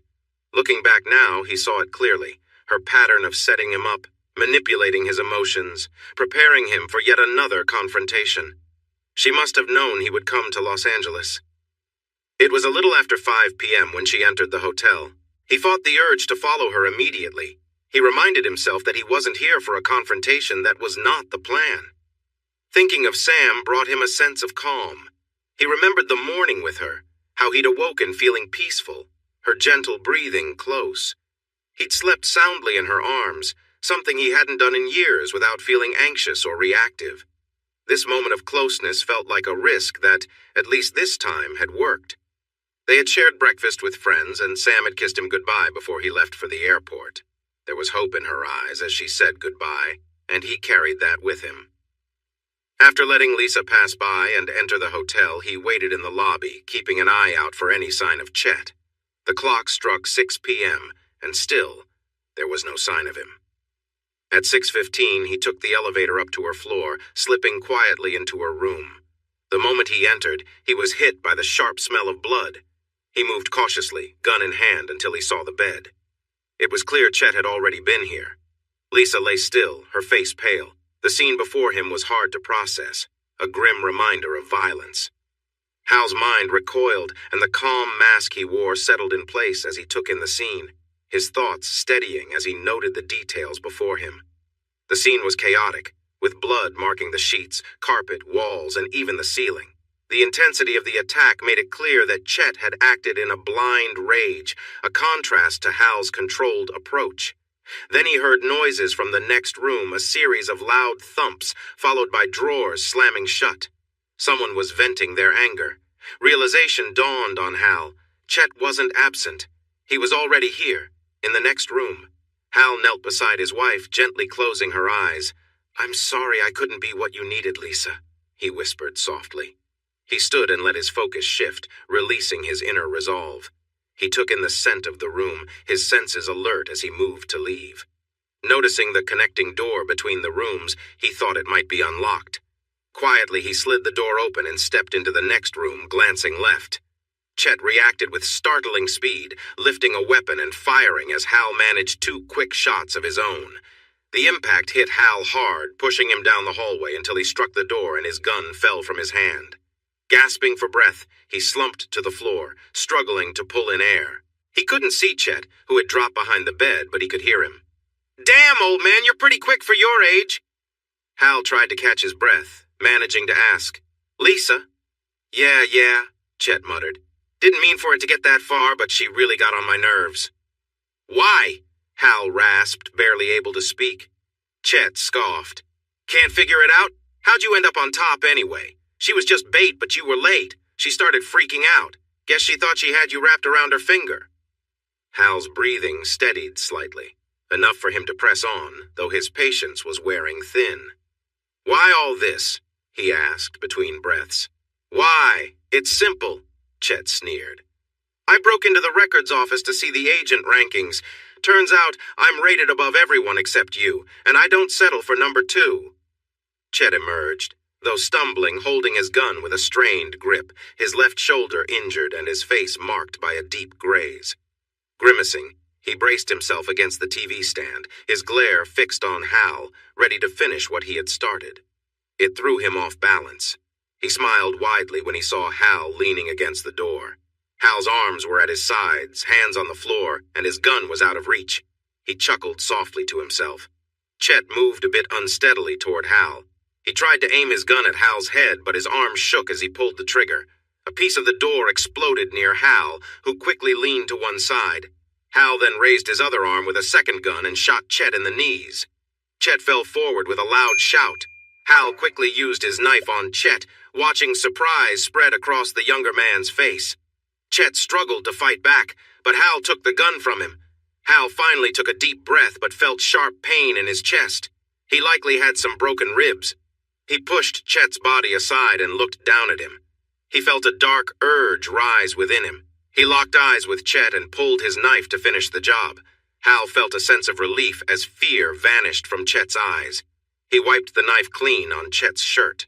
Carefully getting to his feet, he pulled out his phone and called his contact. Report. I found Chet, Hal said, breathing heavily. He's dead, the man replied. It was more of a statement than a question.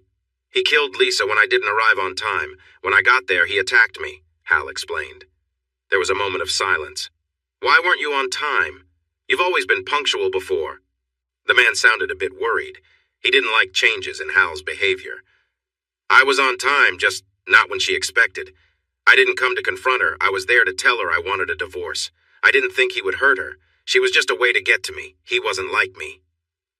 Hal felt dizzy and struggled to catch his breath. He mentioned the hotel name, the floor, and the room numbers, then hung up. He moved down the hall and picked up his other gun. He reloaded both guns and tucked them into hidden pockets in his pants. Then he checked Chet's luggage and grabbed a shirt and hoodie. He took off his torn shirt and the 2 vests he had been wearing. Though they had kept him safe, he still felt bruised. The shirt was a bit large on him, and the hoodie was bulky, but at least he was no longer covered in blood. He left the room and headed for the lobby. As he rode the elevator down, he struggled to breathe more and more. He was in trouble. As he walked through the lobby, his mind was filled with the bright smile of a lovely woman. He wished he could see that smile just one more time. That's when his handler found him, sitting in a soft chair, struggling to breathe. Sam hurried through the hospital halls. She felt very anxious. She could only focus on what was ahead of her, and all she could hear was the loud thump of her heart. When Hal missed his flight, the pilot called Ben to ask if he should wait.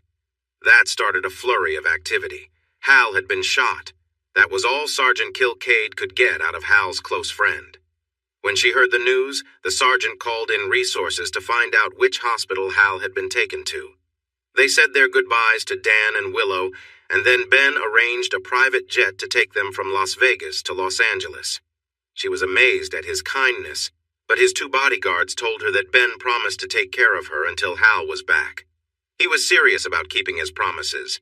They had a police escort to the hospital, which Ben also couldn't explain, but she was thankful. They met the friend on the phone named Carl, who told them Hal was still in surgery. Hal had been wearing a vest, so the bullet hadn't gone through, but it was a big gun. It broke some ribs, and pieces punctured his lungs. His condition was critical. That morning, she woke up in the waiting room leaning against Ben's shoulder. He gently woke her to say someone had finally come to tell them Hal was moved to a recovery room during the night. He gave her the room number and floor, and she hurried to find him. When she reached the room, she rushed inside and saw Hal resting against some pillows. She stopped herself from throwing her arms around him, and instead moved next to the bed, brushing his hair back from his face. He had a tube providing air to him. Her touch must have stirred him, as his eyes slowly opened. She remembered his rule. Hal, it's Sam. How are you feeling? I've felt better. He took a breath. I've felt worse. His eyes scanned the room. Where am I? A hospital in Los Angeles. Can you tell me what happened? She asked. He closed his eyes for a moment. I probably shouldn't. Then he opened his eyes. I guess I can say a little. The man my wife chose to be with hurt her. He's the one who shot me. Sam covered her mouth in shock. A mix of horror and relief washed over her. Then she felt bad for feeling relieved. It must have shown on her face as he gave her a gentle smile. Yes, it's okay, I totally get it. I went to tell Lisa I wanted to end our marriage, but that's not going to happen now. I'm free, even if it feels strange to say that. I'm sad she's gone, and I feel awful about how it happened, but it was out of my hands. Realizing this makes me see my entire marriage in a new light. She didn't love me. She loved the way she could control me and the chaos inside my mind. She wanted to be in charge of that. I'm sorry, Sam said softly. He shook his head a bit. You've been honest with me, and that means a lot. I keep so many secrets to protect others. But you bring me happiness. I never thought I could feel this way. I don't deserve it, but I value it, and you. Sam's eyes were shining with unshed tears. Those aren't sad tears, right? He asked with concern. No, you silly man. I'm just so happy, too, she exclaimed. Then why aren't you kissing me? She laughed and leaned in to kiss him, gently holding his face. In the hallway, Ben peeked in once, and then looked away. He noticed the small man beside him. He met his eyes. You're taking over their protection duty until things settle with her ex, right? Carl nodded. Good. I need to say my goodbyes. He knocked on the doorframe and entered with a smile. Hi, I don't mean to interrupt. I'm heading back to my own life, and I wanted to wish you goodbye and good luck, he said with a smile. Sam turned and hugged him tightly, which he returned. Then he shook Hal's hand. You two take care of yourselves and each other, okay? Thank you for keeping Sam safe, Hal said. Ben smiled. It was my pleasure. Get well soon. With a final wave, the big man left to join his trio of ladies in the hallway before heading home. Carl came in, frowning at the man in the bed. You gave us quite a scare. Hal shrugged, a little smile forming. The doctor says you can leave in a week. You've had enough travel. We'll fly you back to Rochester. I'm not going back. Chet was based on the West Coast, right? San Diego? I want his area. I need a new home for Sam and me. Sam squeaked with excitement, looking between the two men. Carl sighed, but knew he had to keep their best asset happy, especially since he had just dealt with their next best agent. He had also managed to find and deal with Hal due to some weaknesses in their security. Carl nodded, letting Sam celebrate and cheer, even as he tried to maintain his own composure. He struggled to keep his dignity as he nodded to the couple. I'll start making arrangements. Once Sam and Hal were alone again, he gave her a serious look. I hope I wasn't overstepping when I suggested you'd... No! Of course I want to be with you, she replied eagerly. He took a deep breath, needing to be clear. My other side is here to stay. I can't ignore that. We're meant to be together, he said, a bit unsure. I get it. I can't promise I'll fully accept that part of you, but I love you and want to be with you forever, Sam replied gently. He smiled, feeling a wave of relief and happiness. Such a wonderful feeling. He treasured every moment. He planned to ask this woman to marry him and to make it right this time. This new life together would be grounded in love, not control. I love you too. Hal watched Sam's bright smile light up her face, and he felt the true joy fill his heart again. He would do anything to keep that smile there. That was his new mission. Frank Capello checked into his hotel room in Positano, Italy. He was a big man, but getting here had worn him out. He tossed his suitcase onto the bed. Everything he owned was in that one small case. Weary, he walked to the double doors leading to the balcony and leaned on the railing, taking in the beauty of the village below. A gentle breeze cooled his face. His mind was still reeling from how fast his situation had turned. Just 6 weeks ago, he was a top figure in a shady business in the U.S. and Mexico. Now, he had little more than the cash in his suitcase. $1.5 million was not enough to restart his old operation. He blamed it all on that person from back home. He had to rely on many contacts to get away from the trouble his business had landed him in. When the authorities stopped the ship he used and rescued the people he was meant to work with, they began looking for him. He had no choice but to leave everything and flee the country. Now, he would have to start fresh. He still had a few old contacts who wouldn't try to harm him, so once he set up a new operation with their help, he could begin earning money again.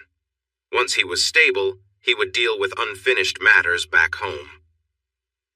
A satisfied smile crept across his face.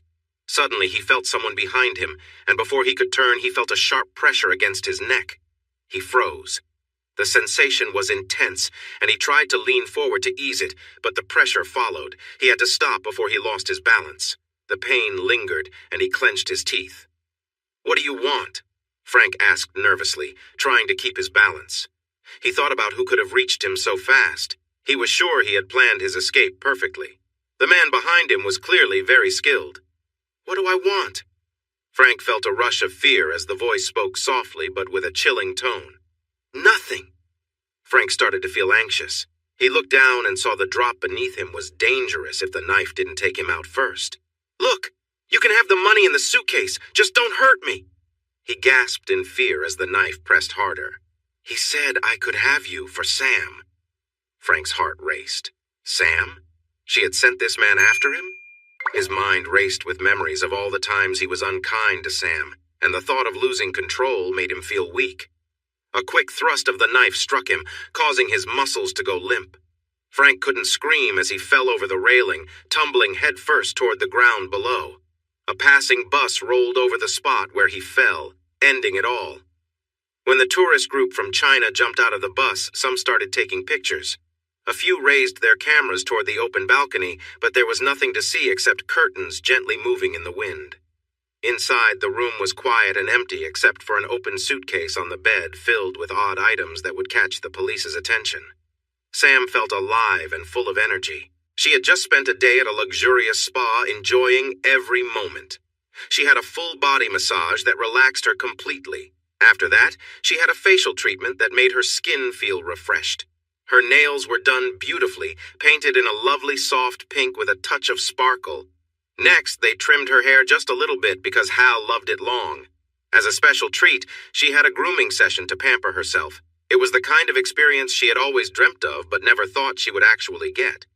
And to have it all happen in a beautiful spa in Positano, Italy, was beyond what she expected. With Italy being her first stamp in her new passport, it was turning out to be a wonderful trip. Sam had been there for Hal as he recovered from his injuries back in Los Angeles. He healed quickly, and they had a nice time resting at a hotel while Hal's friend, Carl, arranged their new home and life on the West Coast. Then Hal surprised her with a passport that Carl had set up and first-class tickets to Naples, Italy. Hal was eager to get to their destination. They drove straight to the lovely cliffside village of Positano and checked into a beautiful hotel. After enjoying a magical dinner on a patio with a view of the Mediterranean, they fell onto their bed, too tired for anything but holding each other close. Her head was spinning from how fast everything had happened. He promised they would take it slow the next day. The next morning, he surprised her with a spa appointment just for her, saying he was not comfortable with strangers. She had such a wonderful day and couldn't wait to get back to their room to see Hal. Thinking about him made her feel all warm inside. Hal was such a breath of fresh air compared to her old boyfriend, Frank. Just thinking about Frank made her uneasy, so she pushed those thoughts away and focused on Hal. He made her feel good, and she loved that. Sam hurried down the hallway to their suite and used her key card to enter. She walked into the open space and saw Hal relaxing on a lounge chair on their balcony. When he turned and smiled at her, she felt a flutter inside. "Hello, beautiful," he said with a grin. She jumped into his strong arms and kissed him. When they finally pulled apart, he smiled and had her sit on the edge of the chair next to him. "Did you enjoy your day at the spa?" he asked. "It was so relaxing, I loved every moment," she replied, her voice full of happiness. "Good. You deserve to be spoiled," he said, lifting her hand to kiss it gently. "Very pretty." "Thank you," she exclaimed. He studied her fingers more closely, and his expression changed a bit, as if something was on his mind. Sam watched him, feeling concerned. "It's almost perfect, but there's one thing missing," he said with a playful sigh. She pondered what he meant, wanting to be just right for him. "Ah, I know!" he exclaimed with excitement. Still holding her hand, he turned to reach under the pillow behind him. When he turned back, he slid off the lounge chair and knelt before her. In his left hand was a small black box. Sam felt a little dizzy as she watched him open it, revealing the most beautiful ring she had ever seen. It had a large, sparkling diamond in the center, with smaller diamonds on either side, looking like a swirling galaxy. She couldn't catch her breath. It was just so lovely. That center diamond was enormous. "I need you, Sam. I can't imagine my life without you. You bring meaning and balance to my days, and I promise to do my best to keep you happy and safe as we grow old together. Will you marry me?" Sam was speechless as she saw the hope and affection in Hal's eyes. She quickly nodded, and a big, relieved smile broke across his face. He took the ring from the box and gently placed it on her shaking ring finger, which, amusingly, was the only one not wearing a ring. It fit perfectly. "Oh my gosh, Hal!" she exclaimed, staring at the beautiful diamonds now on her finger. She had never owned a diamond before. Her whole body was trembling, so he moved to sit beside her again and pulled her into a comforting hug. "I love you so much," she said, tears of joy filling her eyes. "I love you too," he replied warmly. After a moment, she rested her head against his and gazed in amazement at the ring. "When did you have time to get this?" she asked, surprised. He shrugged softly. "While you were at the spa, I went for a walk and did some shopping." She couldn't believe the size of the main stone. Is it real?" Hal chuckled softly. "Yes, they're all real, and the center one is 10 carats. I wouldn't spend that much money on a fake ring." Sam gasped when she heard the price and pulled back to look at him, stunned. Hal quickly felt embarrassed. "Sorry, that was a bit much. I shouldn't have mentioned the price." She still looked shocked. "Hal, you shouldn't spend that much on me." "Don't worry about it. Of course I should. Didn't you hear me say how much I need and love you? You mean more to me than money. I understand if you don't like the design. I just asked the store to show me their prettiest ring." He looked down at her hand, admiring the ring. "I think it looks perfect on you." Sam pulled his face closer to hers and kissed him again and again, smiling with tears in her eyes when she pulled back. She then took off the costume jewelry on either side of her new ring, keeping her favorite rings on her index finger and thumb for some space.